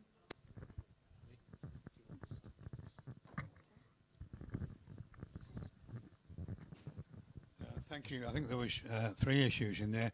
I think robust discussion and debate is healthy, but It needs to have its limits, and things must not get personalised. Regarding the charity pledge, there's a great deal of community value and support in the charities we've got in the island, and I think 3-year funding would help, and it would get my support. I should declare I am a fundraiser for a couple of charities, so I do know the issues. Regarding the roads, everywhere you look, if you go out of here tonight, you'll see there's cracks everywhere, and we've spent $2.5 million on Broad Street and $1.5 million the end of Gloucester Street. The Esplanade, that could have been better spent, I think, doing repairs rather than doing that. Thank you. If I can start with modern slavery and hate legislation, I wish we didn't need it. I hope we won't need it. We're doing everything we can to keep Jersey inclusive. But sometimes legislation, whilst it won't stop things completely, it does reduce it. It deters people from participating in such behaviour. So if I had to support it, I would. Let's hope we don't need it, but I fear we might. Yes, I signed the charity pledge. I have an interest I've taken over recently as the chair of the Age Concern charity. The pledge is simply about recognising charities as strategic partners in policy making and service delivery, providing multi-year funding for charities to give certainty. That's really important. We've started work on that already, and consulting charities early in policy making to make sure we can coordinate on delivering services and avoid duplication. Roads was one of the main reasons why we launched the Investing in Jersey Fund and the Jersey Capital Investment Fund, because before now governments could dip into their capital budgets if they overspent. They can't do that anymore. We're going to be significantly increasing funding for our roads and infrastructure. Thank you. And I do also ride a bike, and I've got the bruises to show for it as well. But I won't show you now. Yeah.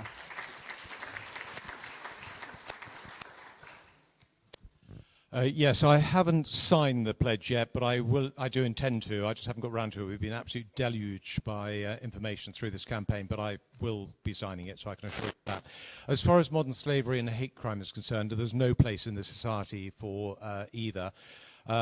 I would suggest that there is already legislation in place that deals with part of it. I suspect what you're talking about is a standalone hate crime law, as opposed to the various discrimination laws and other laws that in part deal with this. If it's necessary to put a specific hate crime law in place, that needs to be looked at, and I would be happy to do that. But I don't know the details yet, so I need to come back to you. With regard to the cycling, I can say that when I go home to St Lawrence, I have to go via St Wands. So many roads are dug up at the moment. So I don't know about bicycles, but it's jolly difficult getting anywhere in a car. I think more cycle tracks are interesting. We should certainly be looking to do that, but the roads do need to be in a decent state of repair, and I do agree with you. It's not great at the moment. Thank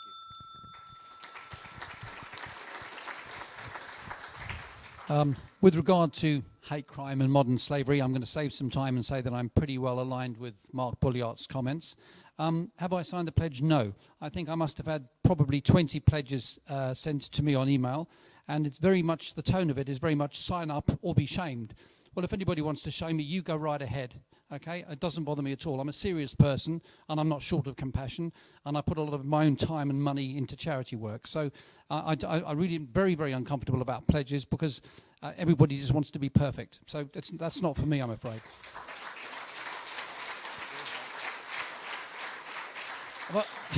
Have I got time for road maintenance? When I was in infrastructure, I was quite horrified. The States has got over £1 billion worth of property. The maintenance budget for that was £8 million.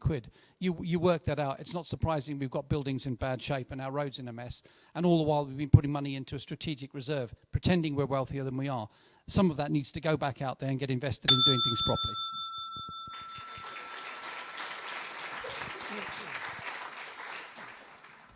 Well, firstly, with respect to the charitable pledge, I haven't seen it. I haven't signed up to it. Apologies on that. As far as hate crimes are concerned, I think that it needs to be. I think there needs to be more community work, more community interest. We run a social inclusion project, a social enterprise, Step 55. We've just been awarded a grant from the International Cultural Centre, which is a body here on the island, which is born out of the Connect Me project.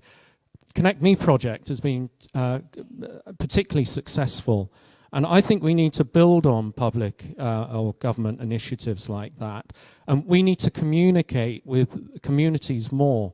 I think that laws and legislation should be a last resort. They need to be there and they need to be tough. But in the first instance, we need inclusivity. We need to include minority groups in society. In respect to cycling, I'm a very keen cyclist. I cycle into town most days. I try not to take the car. And I understand what you're saying about the state of the roads, but the state of the roads is the same for the cars as well. But I think that the biggest concern for me is the pollution that you get from the diesel vans. Thank you. The time's up.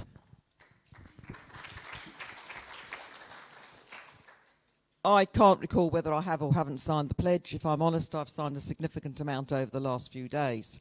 In relation to modern-day slavery, this is currently being looked at. We need to ensure that whatever we bring in for Jersey is reasonable for us, because the UK law is very administrative, so we need to be careful, and there are other legislations as well that need to be dovetailed into it. In relation to hate crime, it was delayed slightly because of the Violence Against Women and Girls legislation, which was brought in, which was 5 pieces before the end of the term of office. And the law is just awaiting, following the election next week, then there will be further consultation with the public in relation to it. We can't do it now because of the election. In relation to work permits, there's a full review going on. We've now got over 3,000 people on work permits from 9 months to 1 year to 3 years, and we need to be able to review the whole of the package to see what is the most suitable for Jersey in relation to all industries. In relation to the roads, I was on the infrastructure scrutiny panel, and quite frankly, it's not only the roads, it's the drains as well. We've invested for a significant number of years, and I'm a little bit with Tom on this. We need to be finding money to actually do it properly. So we need to all get together. The parishes alongside the government roads all need to be coordinated properly with all of the other agencies so we can do better.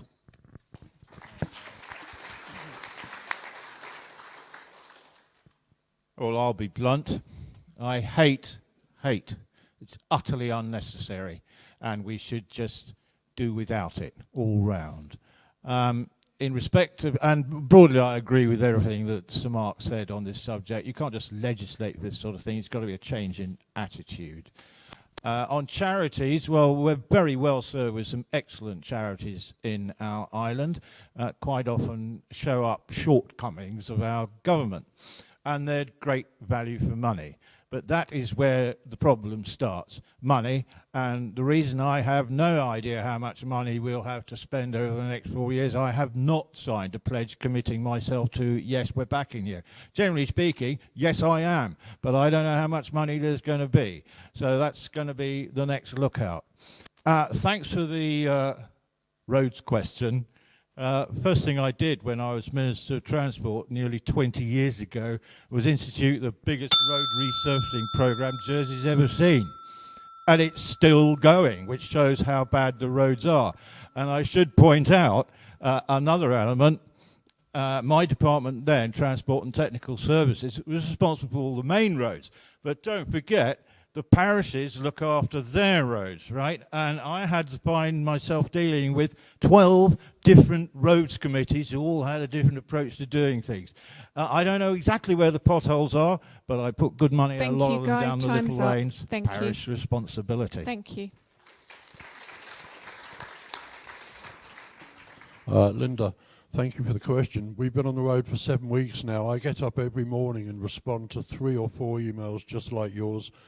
It's a bit of a job, but I'm sure I've responded. Certainly, I can remember talking about hate crime in that email. But I just want to add that government have been asking so much more of charities in the last few years, and I think we really need to start a proper partnership with service level agreements and agree how much money government's going to give to charities in return for their services. I think everybody needs certainty moving forward. I think that's vital. Alex, I can't believe, but actually this is the first time we've been asked in 7 weeks about the state of the roads in Jersey. That's quite unbelievable, really. And when I find myself driving around thinking which is the worst road, you know things are bad. And I agree with you, St Saviour's Road is bad. The parishes do a much better job than the states. But if people want to have pride and be proud of their island, I think we can do much better by starting with getting them decent road services so people can actually appreciate their island a bit more. So thank you for the question.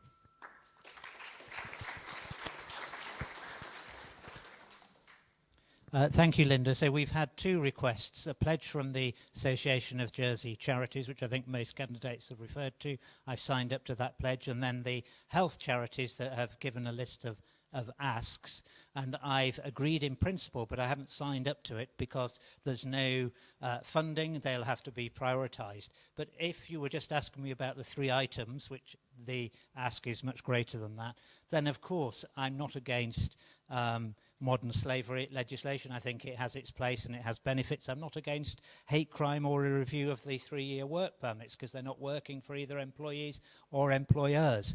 But one of the things that I think is great about Jersey is its community spirit and is how we engage with one another and how we communicate with one another. And communicating and disagreeing well is the responsibility of all of us. You don't have to agree with everything that I say or every candidate says, but we have a responsibility to do it well. And I think that we can show the way to other jurisdictions without necessarily needing top-heavy legislation that interferes with freedom of speech. Roads, I had to avoid roadworks this evening getting here like many candidates. The Invest in Jersey Fund will, I'm pleased to say, you may not all like this, lead to more roadworks because it's about time we invested in our road infrastructure so that we can travel between places easily and well. Thank you. Time's up.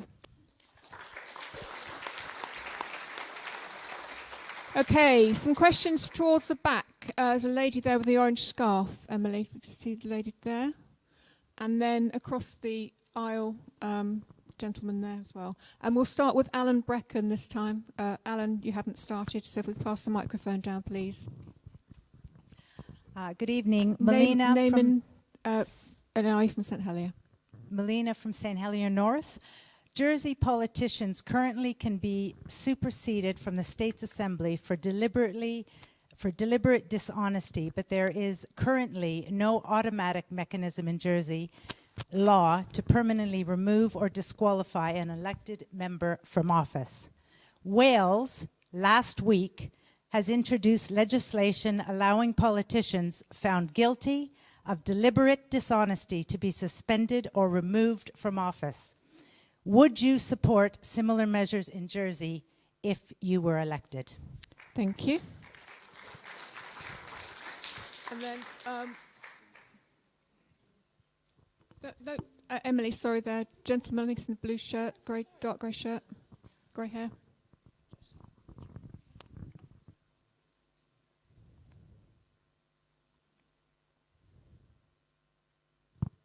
And Lewis, St Helier, home, Pier Road. Who would you want to be Chief Minister? And you are not allowed to get out of it by saying you don't know who is standing. The question is, who do you want?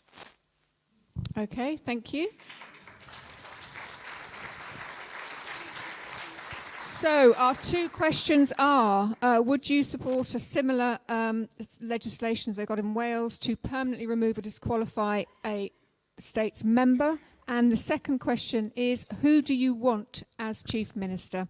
Please state who you want, not necessarily who might be standing. And that's going to first go, please, to Alan Brecken. Thank you. As the State of Jersey law stands at the moment, if you're absent for the island for 6 months, which happened to Stuart Tivray, or you get sentenced to 3 months prison anywhere, or you're bankrupt. Those are the reasons for disqualification, and probably that needs reviewing by the next Privileges and Procedures Committee in view of the fiasco and the unpleasantness we've had over the last 12 months. Regarding the Chief Minister, we were actually asked this question at the Youth Assembly yesterday, and I said a name, everybody else said on the fence. So I'm going to say the same name again tonight, and that was Lyndon. And the reason for that is I think he's brought some stability as well. He was my apprentice for a few years when we were deputy in St Helier, so I brought him up right. And I think he would bring stability and inclusion. And I'm afraid in 2002 we had a bit of fiasco. We had the wrong people in the wrong places, and I think Lyndon could do the job. And if he's elected and I'm elected, I would support him. Thank you.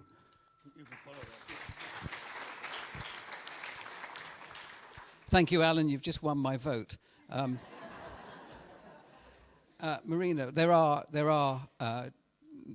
is law dictating disqualification from the states, but it's quite a high bar. And the reason for that is because it's the people that choose who goes into the states, and it's the people that choose who go out. Having said that, yes, I think the bar is probably too high, and it needs to be looked at. And I would ask the next Privileges and Procedures Committee to look at something a bit more realistic that gives the public more options in certain circumstances.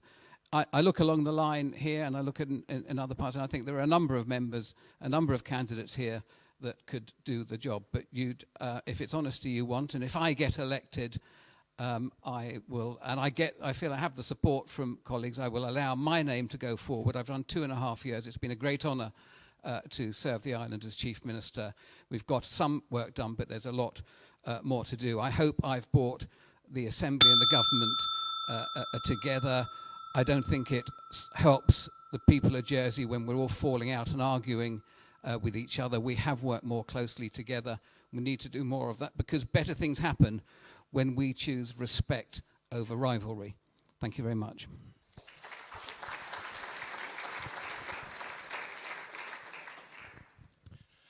Marina, everybody should expect the highest standards from elected members. Anybody standing in such a position should only ensure that they have the highest possible standards.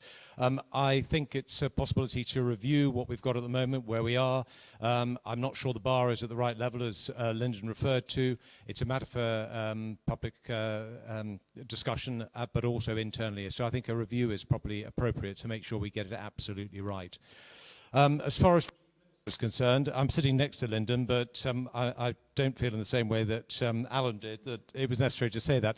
I think there are some very good candidates sitting on this bench, and I think after the election is the time to have those sort of discussions. I would want to interview and have proper discussions with the leading candidates to understand who's got a long-term vision for the island, who's got the courage to actually see that vision through, and who's a team player who can bring together a council of ministers that can deliver for the island. That's the most important thing.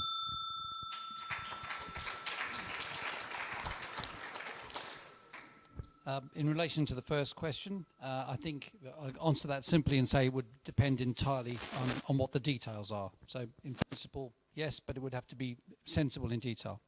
In relation to the second question, it's quite difficult. First of all, I think all of us need to concentrate on getting in, and it's presumptuous of any of us to start talking about what happens afterwards. But clearly something will happen afterwards.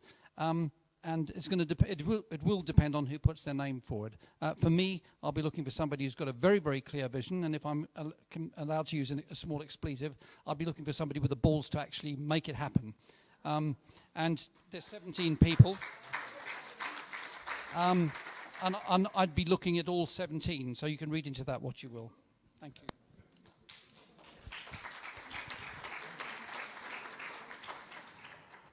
With respect to conduct in public office, it definitely needs a review, because obviously we need confidence from the public in government, and there's no doubt about it. It needs a good looking at. So that's that in very simple terms. As far as Chief Minister is concerned, we had this question at the Youth Hustings last night, or yesterday afternoon, in fact, and my answer was Tom Binney. I think Tom has performed well under pressure. Health is the biggest part of the government budget. It's hugely important going forward, and it was noted that I could be after his job, but there you go. I think Tom Binney would do a great job under pressure. He would be my guy.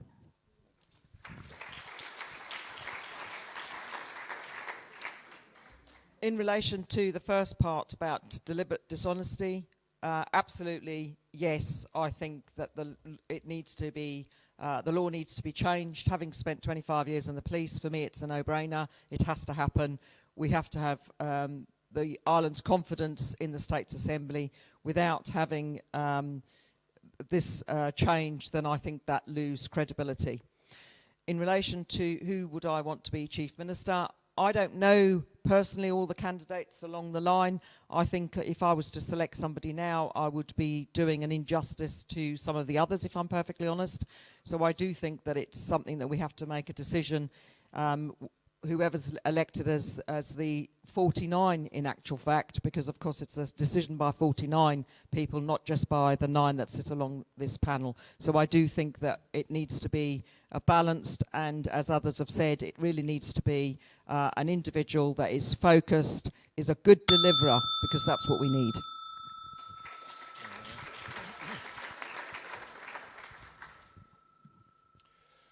Well, local journalist asked me a couple of weeks back, who would you vote for as Chief Minister? And I came up with a name, but I had to say, look, I haven't discussed this with this particular person, and I'm not entirely sure that they'd want to be Chief Minister anyway. So I'm going to duck this question, not least because we don't know who the choice is going to be made from. A bunch of us are going to disappear off the list. Because if you're not a states member, you can't be Chief Minister. In respect of getting rid of bad politicians, I'm not at all happy with the current system. It's extremely, potentially dodgy. The reason is that we have states members complaining about other states members. Now, I know they've got some pretty radical techniques to sort this out in Russia, but I don't think it's appropriate for politicians to be deciding on which politicians are good and which are bad. There's a real problem on how bad must the law-breaking be. And at the end of the day, yes, you are the bosses, and it's on occasions like this, election day in a few days, where you decide. And at the end of the day, some people will not make reappearances because you passed the level of judgment on them. That's the way it should be. Thank you. Time's up, guys. Thank you very much.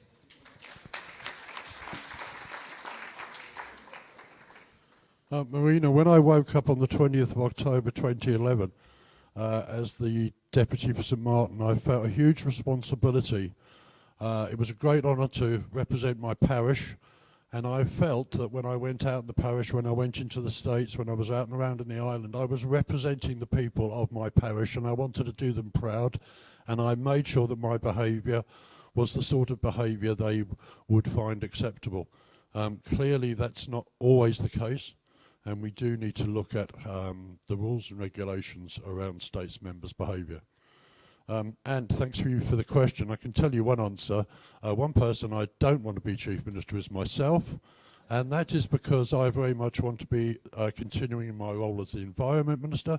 So I would look at the prospective candidates and say to them, are you going to ask me to carry on in my role? But more importantly, are you going to support me in that role to look after the countryside, the sea, the land, and the people in it? Thank you.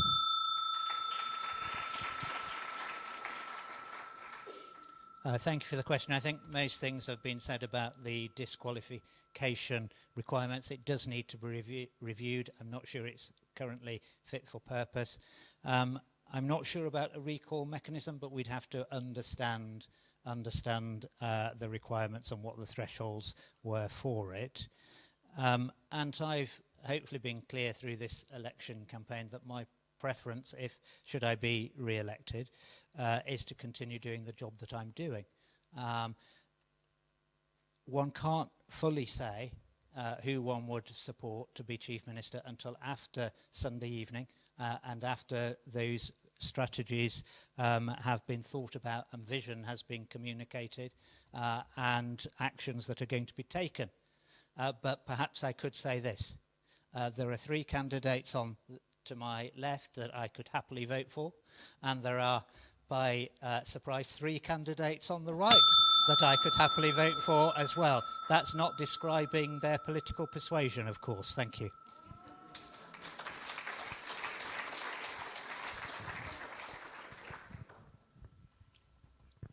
I agree that politicians need to act within decorum, order, and respect of the mandates that they have been given. Therefore, they are not. None of us should be above the law, given the respect that we are serving you. And so, to answer you directly, I would do my best to do my duty within respect of the island's mandate. And in case I was caught and found guilty for any reason, I should go through the required rules and regulations. So I am happy for that to happen for me. As far as the Chief Minister, yesterday we answered a similar question, and I was very surprised that some of these members have worked with each other for a few years, but they're not confident to even mention that Lyndon, who served them, can actually continue working for them. Lyndon, what did you do? I think I'll go with you, Lyndon, even though I'm a newbie, because we need continuity. And the rest can be sorted after that. Thank you very much.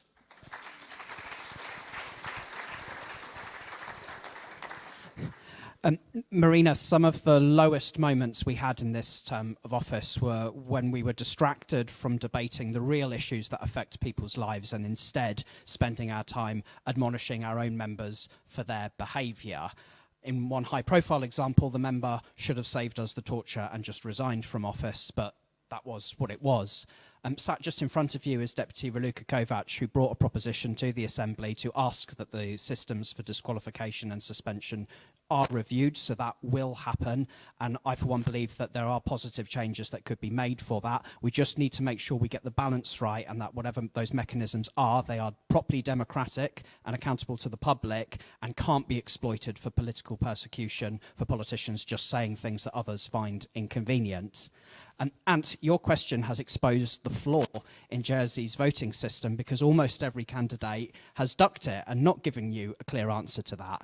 My view is that the public of Jersey should choose their chief minister, and it should be done through the same mechanism that most democracies have, which is that after an election, the leader of the largest party gets the first go at forming a government.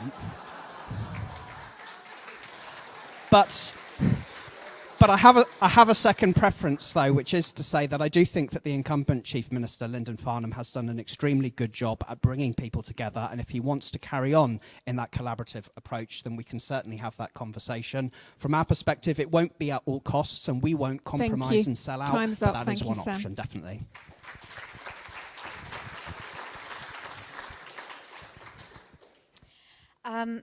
Marina, I don't think there's really very much more to add on the subject of recall mechanisms for politicians. I agree with what's been said. It does need to be reviewed.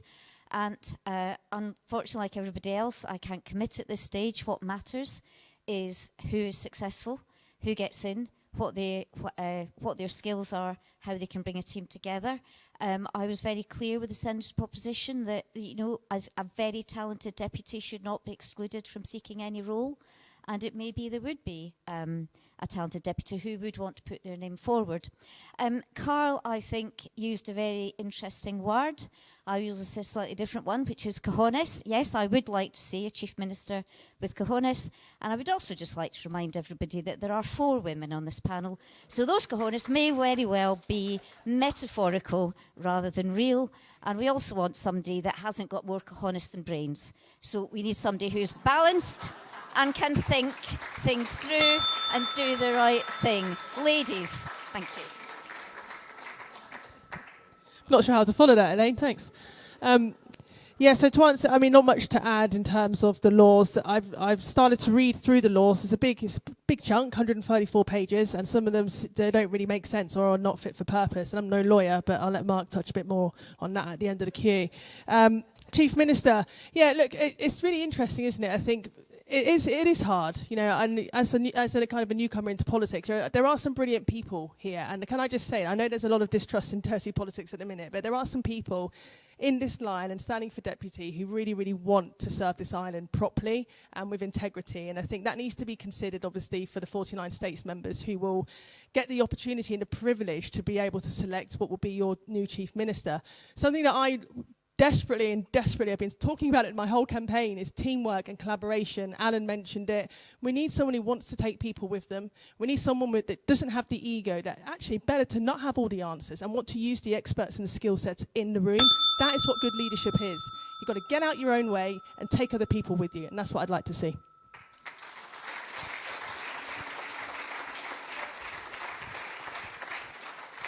I have got very little to add to the whole removing people from political office. I believe that anyone in public service needs to be held to the highest levels standards possible, and they need to be accountable for things that they do. As for Anthony, you little scallywag, when you said you didn't say they had to be alive, you didn't have to say they had to actually be standing for election. So my chief minister would be an amalgam of Churchill, Mahatma Gandhi, Mother Teresa, and, if I could read my own writing, Nelson Mandela. So, yeah, that's what I'd like to see. But seriously, I won't be standing. My area of expertise is with children. In fact, that's where I want to be. And I'm looking for a chief minister who has the right qualities. They can lead, they're intelligent, they're respectful, they listen, and they will work with the whole House to deliver the Jersey that we want. Thank you. Thank you very much for the question, Melina. As states members, we all have to follow the Nolan principles of public life, and the public rightly expect the highest standards of behaviour from us. And if those principles are breached, then there should be consequences and sanctions. And the current system that we have neither provides strong enough sanctions nor quick enough sanctions. And all of us sitting in the Assembly have been put in a very, very difficult situation this term. And when you asked the question, the first thing I wrote down was, ask me again on Monday. The second thing I wrote down after listening to Deputy Binet was clearly not any of us women, because according to Deputy Binet, we don't have the necessary physical prerequisite attributes. So what I would say is that I want as Chief Minister the person who can build a team, somebody who shares my values, who can demonstrate courage, integrity, and breadth of leadership. Thank you.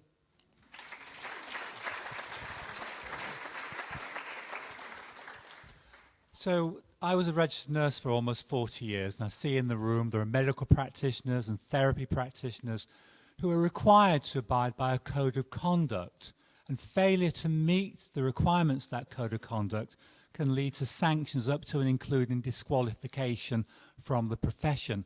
And I don't see why we couldn't do something similar for members of the Assembly, because the behaviour of one member actually reflects on all members. And if we have a problem with the authority and the reputation of politicians, then we need to look collectively to solutions. And I don't see that difficult to create such a code of conduct consistent with the Nolan principles, but actually prior to whatever the legal sanction would be required, because there will be some legal sanction as well. In terms of the Chief Minister, I think that Lyndon's done half a job so far. I think we should give him the opportunity to do a whole job and have another 4 years and create the stability and the consistency that takes us forward into the next, not this election, but the next election after that. So give the man a chance.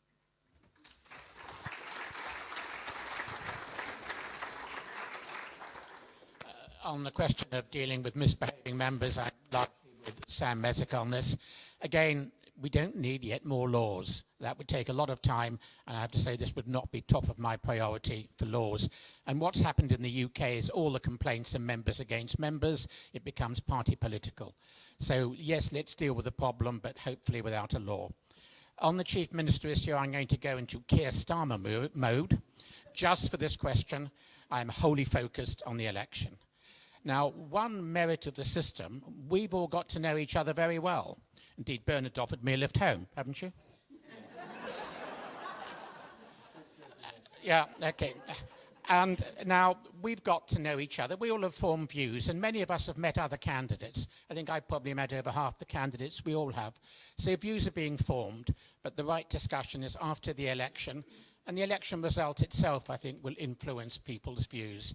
So that's the discussion for Monday. It's not a great system, but it works for Jersey. Thank you.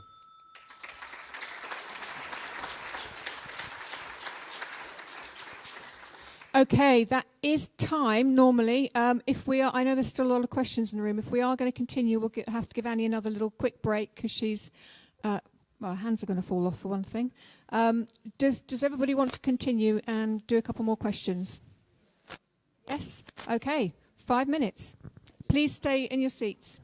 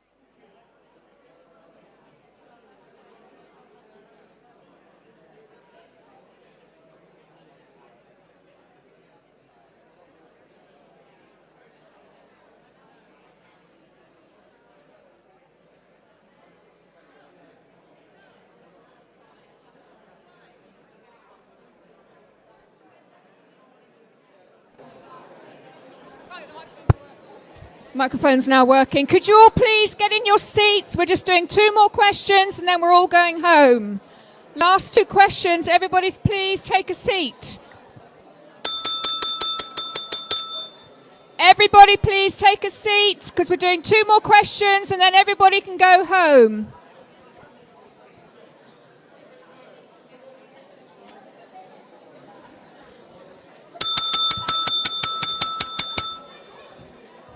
Everybody take your seats.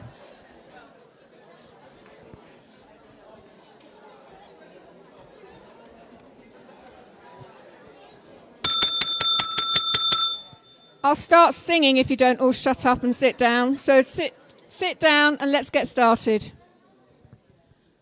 Okay, we've got 2 more questions and then we're all going to go home. And there was a lady in the front row over there who wanted to ask a question.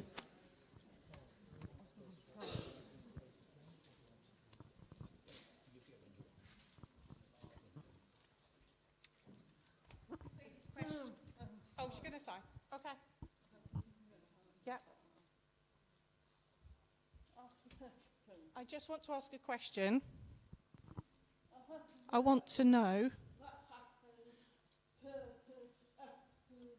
to the deaf community, to the disabled people, the senator or the deputy minister in the future, how are they going to help deaf and disabled people? We need more help. Okay, so the question is how are the candidates going to help deaf and disabled people who need more help? Is that the question? Yes. Help the disabled and deaf people. What services? Yeah. Okay, thank you. And then there was a question here.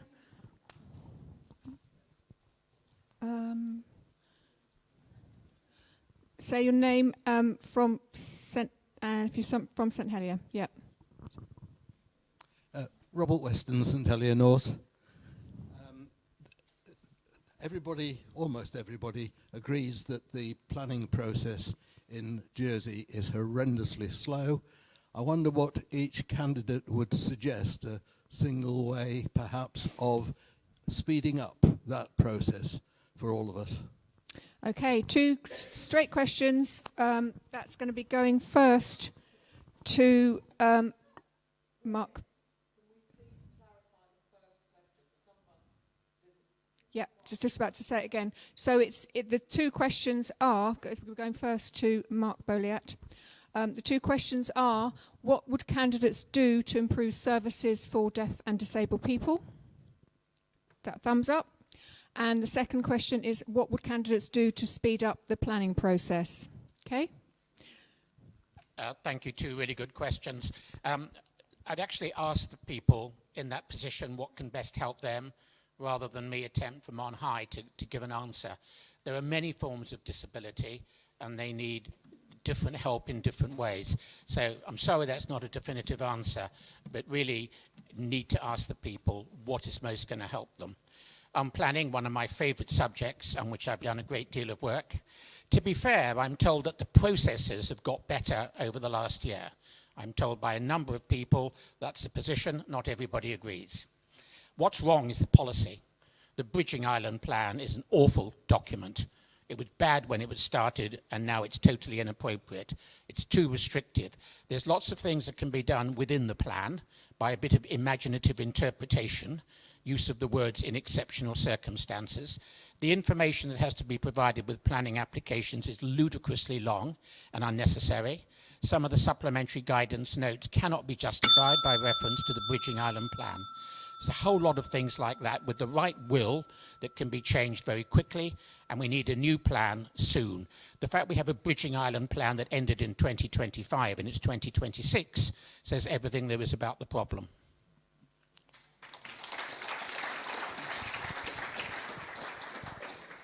So the deaf community had a hearing resource centre at Overdale for many years that they actually paid a lot towards. And I think it's important that to recognise that facilities are needed for the deaf community.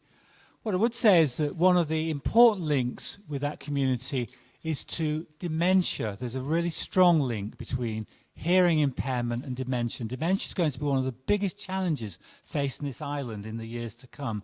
So actually supporting the deaf community has another positive outcome in terms of dementia.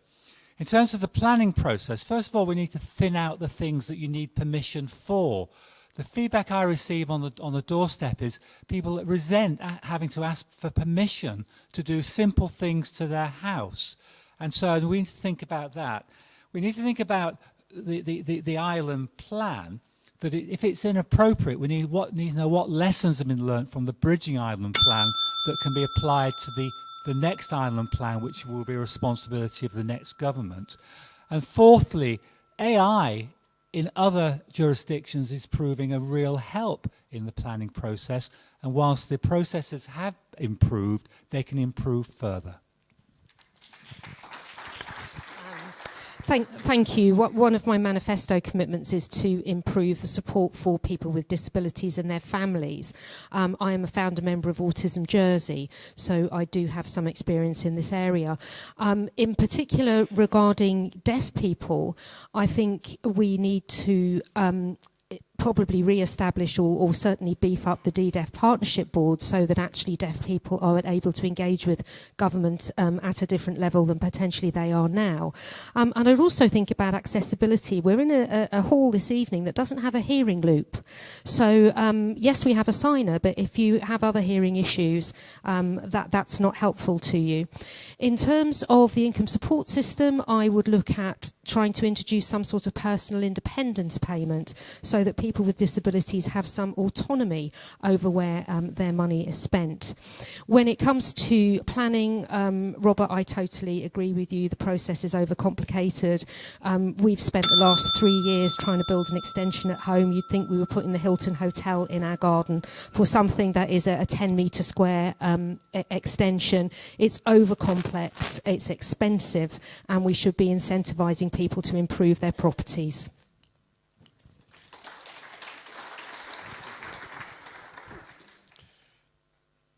Thank you. I'll take the first question first. I had a little chat yesterday with a young lady, and I really think that, and I've also committed that even if I don't get elected, I'm going to work with various organisations on the island to help them to develop a new strategy for people with special needs and disabilities. Those will include ESA, autism, ICANN, Enable, MenCap. I also had a discussion yesterday with this young lady, and she's got issues about accessibility. So I believe really what we should introduce is something like they do with the food hygiene standards, and we have a tier system, and we grade buildings on how accessible they are, and also how well staff are trained in those buildings, whether it's a company, a government, or any other type of organisation, so that they can understand that they will meet the needs of people with special needs. And the planning process, it's overly complicated. I also feel sometimes there's a bit too much political interference. I did go to a planning application once, and it was rejected the first time round. Cost us £35,000, which would have gone into the charity sector to get it rectified. And the comments were it didn't quite fit in the place. And the other one was about a cycle route, which was intended for children. And the politician objected to the fact that they might have hordes of cyclists. Thank you. Time's up.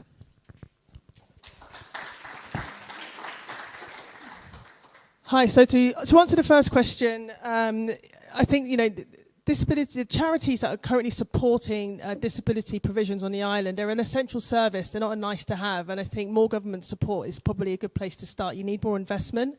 Something that I'd like to see more of is more one-to-one support for people, not just adults but children, to make sure that they're actually getting the services that they need. With planning, look, it's frustrating, isn't it? I think we all feel the pains of planning, and we're all talking about food security, but actually you need planning permission to put up a cloche.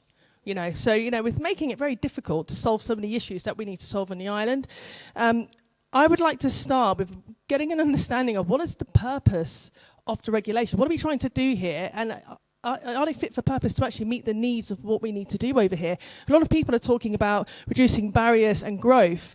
The planning regulations need to fit that, or else it doesn't work. And I think at the minute there's a bit of a disconnect around what does the island need and where do we need to head, and do those regulations fit that? And right now I don't think they do. So yes, a review is needed. Thank you. Thank you. As regards support for people with disabilities, particularly deaf people, I think we really have to sit down with you and work out what it is you need, because Pat, you and I had a conversation last week, and over the years I've had some, there is some very conflicting information about what the deaf people would like or not like in Jersey. So we need to be clear with you what it is you need and find a way of providing that support.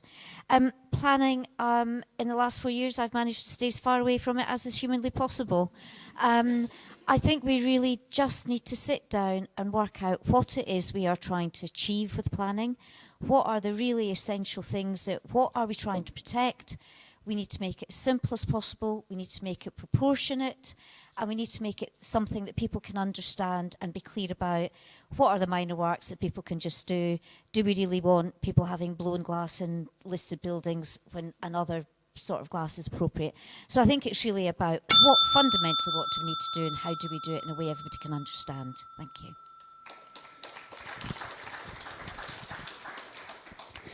Thank you. So there is a disability strategy within government, and I know that the Social Security Minister, Deputy Lindsay Feltham, has made realising the things in that strategy one of the priorities in her term of office, and I hope that that's able to continue in the next government as well. And I know that there's also a group that is brought together of representatives from the disabled communities and the bodies that represent them as well. That's a really good model because it helps foster greater collaboration, it helps with policy development, and also it helps highlight things to government when they are going wrong so that they can be nipped in the bud. That's a really decent model that needs to be carried on.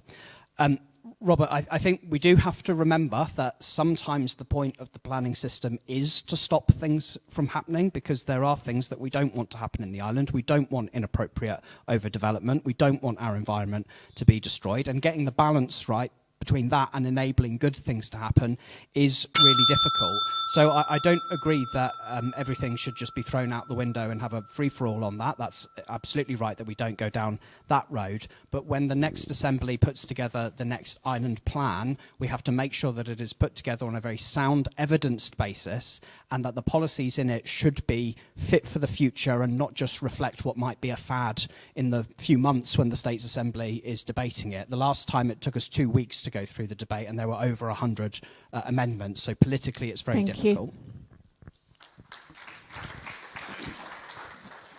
I'll start with the issue of planning. I think just to say that there is enough evidence that so much is lagging behind. I know of a son to my brother-in-law who has taken 3 years to try and get permission to build a house. And it's just not fine. A young person who is so enthralled to get himself settled, and that cannot happen because of planning difficulties. So really there is a lot to be done there. Talking about disability, I think generally we need more disability awareness. I think deafness on its own, it seems to be a community that has been forgotten in Jersey. And I think, having spoken to some of the members, it's time to create more awareness about their existence and how they can gain more support. There's a mantra that says that nothing for us without us. That is a mantra that the disability community really uses, and I would think affirmative action is needed for them to be represented in the States Assembly. So an electoral college among the disability community would be very good so that they can be heard, and they have a community that is not just an association, but actually a political mandate that brings the disabled person in the States Assembly. Thank you. I know this is the last hustings, so don't fall off your seat, but I agree with what Sam said about the disability strategy. which the Minister for Social Security has tried to give life to. It's been in existence for a long time, but she's actually working to try and deliver on it, and it's how she's working to deliver on it which is critically important. Earlier, we were asked about the health charity asks, and the first ask was, as Martin's just said, nothing about us without us. And that's got to be at the fundamental change of approach that government has to charities and how it works with them and with the disability community across our island. I wouldn't presume to suggest what the answers might be. If we take that approach that's already started, then I think we can start to make some important inroads. Planning progress is being made. Steve is going to tell you about the work that he's been doing and how waiting times have gone down, because time is money if you're putting an application in. But I equally think that there are many things that we currently require planning permission for that we don't need. I think we can learn from the French system, where you don't need planning if it's internal, and even externally they can be quite generous. The use of AI and technology as well is going to support all that work that Steve started, and I know he wants to carry on with. Thank you.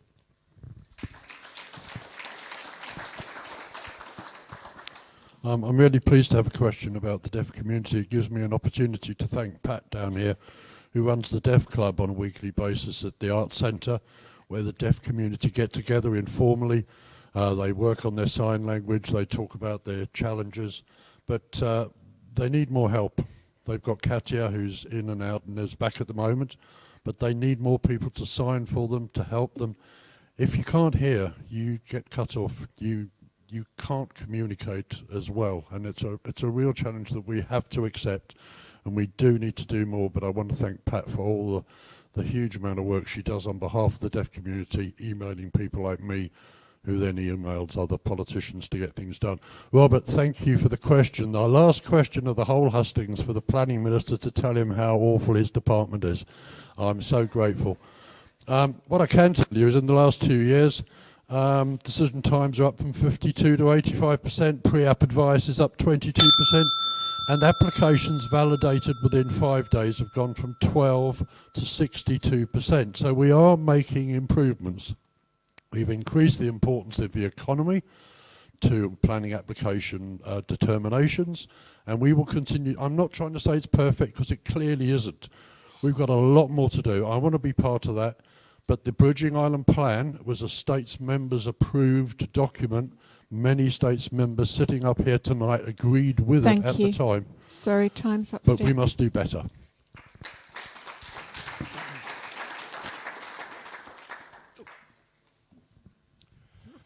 Well, I'm very pleased to have had the question about the deaf and disabled.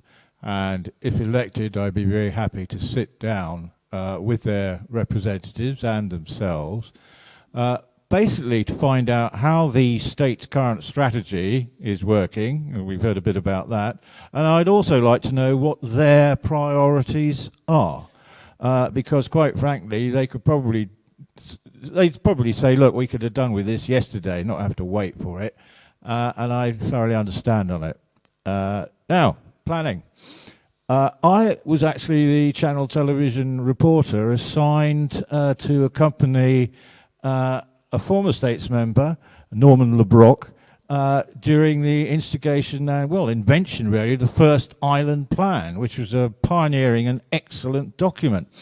I'm afraid since that time things have rather gone off the rails, and I've been appalled by some planning decisions, not least of which is my old offices down at the bottom of the glassy field. Why didn't you build up above the hill?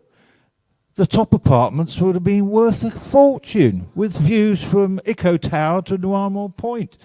Why have the Cyril Markle House suddenly lost a few floors? I thought we were trying to accommodate as many people as possible. Something is not working. Thank you, Guy. At planning, Sorry, time's and it needs up. fixing.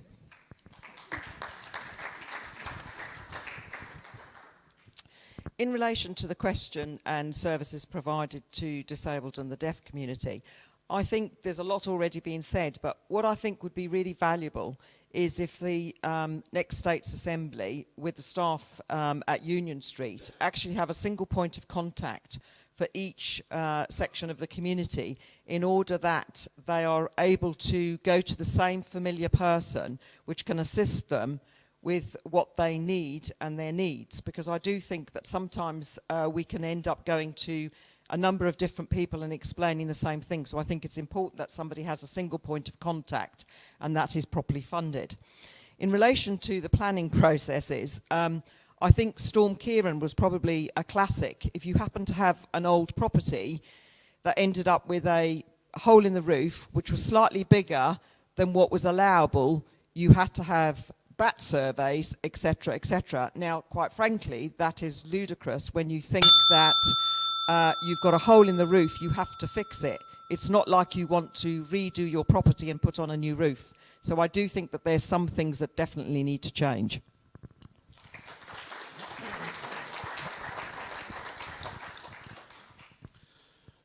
Firstly, as far as disability is concerned, it's a subject very close to my heart. My manifesto focuses specifically on health and care. Disability comes into that, and I think that we need to connect more with the community to look at these problems.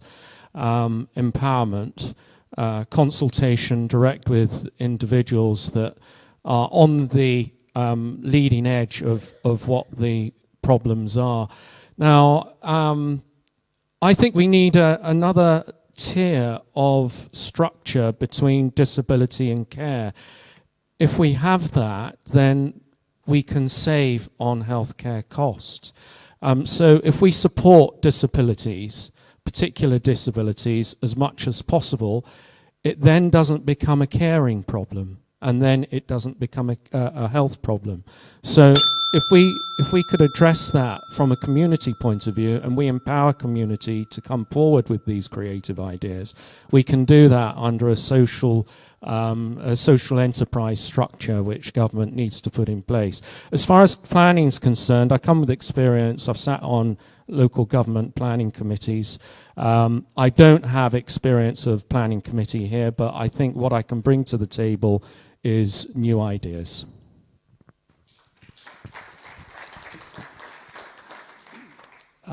I think part of the initial question was specific to the deaf community. Steve's already mentioned, but I'd like to pay tribute to Pat Bourgeois, who's sitting in the front row. She's a tireless campaigner. She's done some fantastic work. We've engaged a lot in the last few months. Pat's come in and had a number of meetings. And I've introduced Pat to the Chief Officer of Health, and we're now working together to try and introduce facilities for deaf people, hopefully over the long term throughout the health service. So a big thank you to you, Pat. Planning, it does need simplification. I think Steve's done a good job, but there's a long, long way to go. I've had a great deal to do with the planning department over the last 40 years, and I think over that time they've been one of the biggest frustrations to business and frustration to homeowners. So I just hope that work carries on, because it's an important piece of work. Thank you.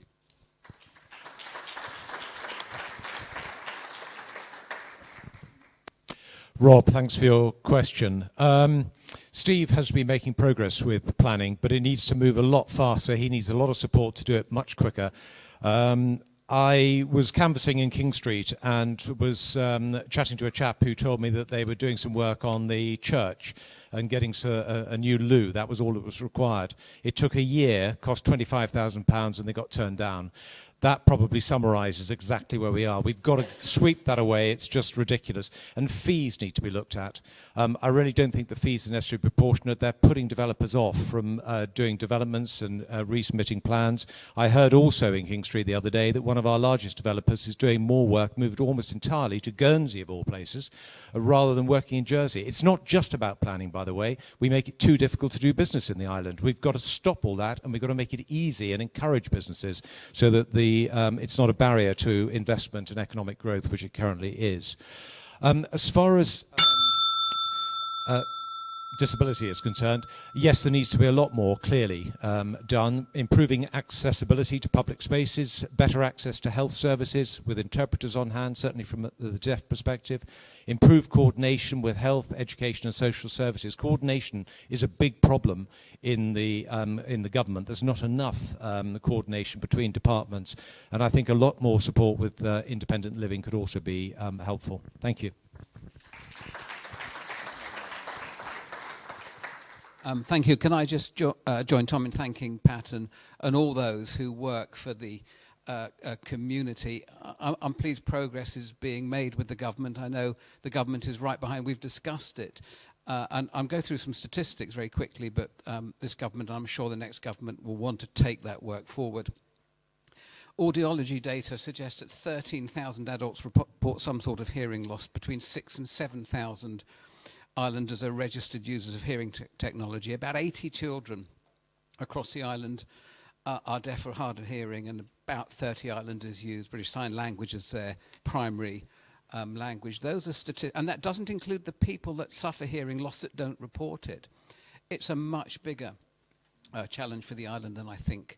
And what we need to do is work with the community to understand and help us shape the policy that will resolve the problem. We need to start again with the island plan. The trouble with the island plan is that if you want to change anything on it, you have to have a whole island plan debate. Steve's recently changed that so we can address that quicker. I think planning fees are too high. They're prohibitively high.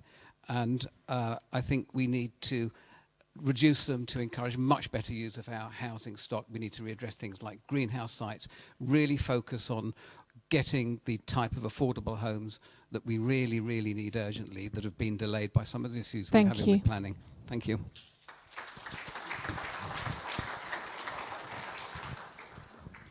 Thank you, Lyndon, for that. I'm part of the problem because I've got hearing problems, and I go to the Keno Centre, and I must say the service is excellent. The only thing is, it's only open 9 or 12, Monday, Wednesday and Friday, and there's sometimes people waiting at 8:30. So that's an area, Tom, I think that could be expanded. Regarding the planning process, I think many people are frustrated about that, and Steve's very brave and wanting to continue the job because there's some minor matters and they seem to take forever, and as Alan McLean has just pointed out, they cost a lot of money, some of them. So I think a full review of that should reveal clearer guidelines as what is allowable, and within reason let people get on and do things. Thank you. Okay, we're done. Thank you very much for all your questions, and thank you to Emily for passing around the microphone. Of course, thank you to our broadcast partners 3CI who have been with us on this very long journey of Hustings. For Annie tonight, who has been our sign language interpreter. 1 2 1 2 1 2.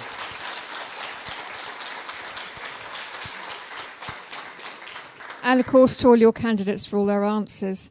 If you would like to still ask questions of the candidates, you can speak to them afterwards, or you can email them. Their details on the vote.je website.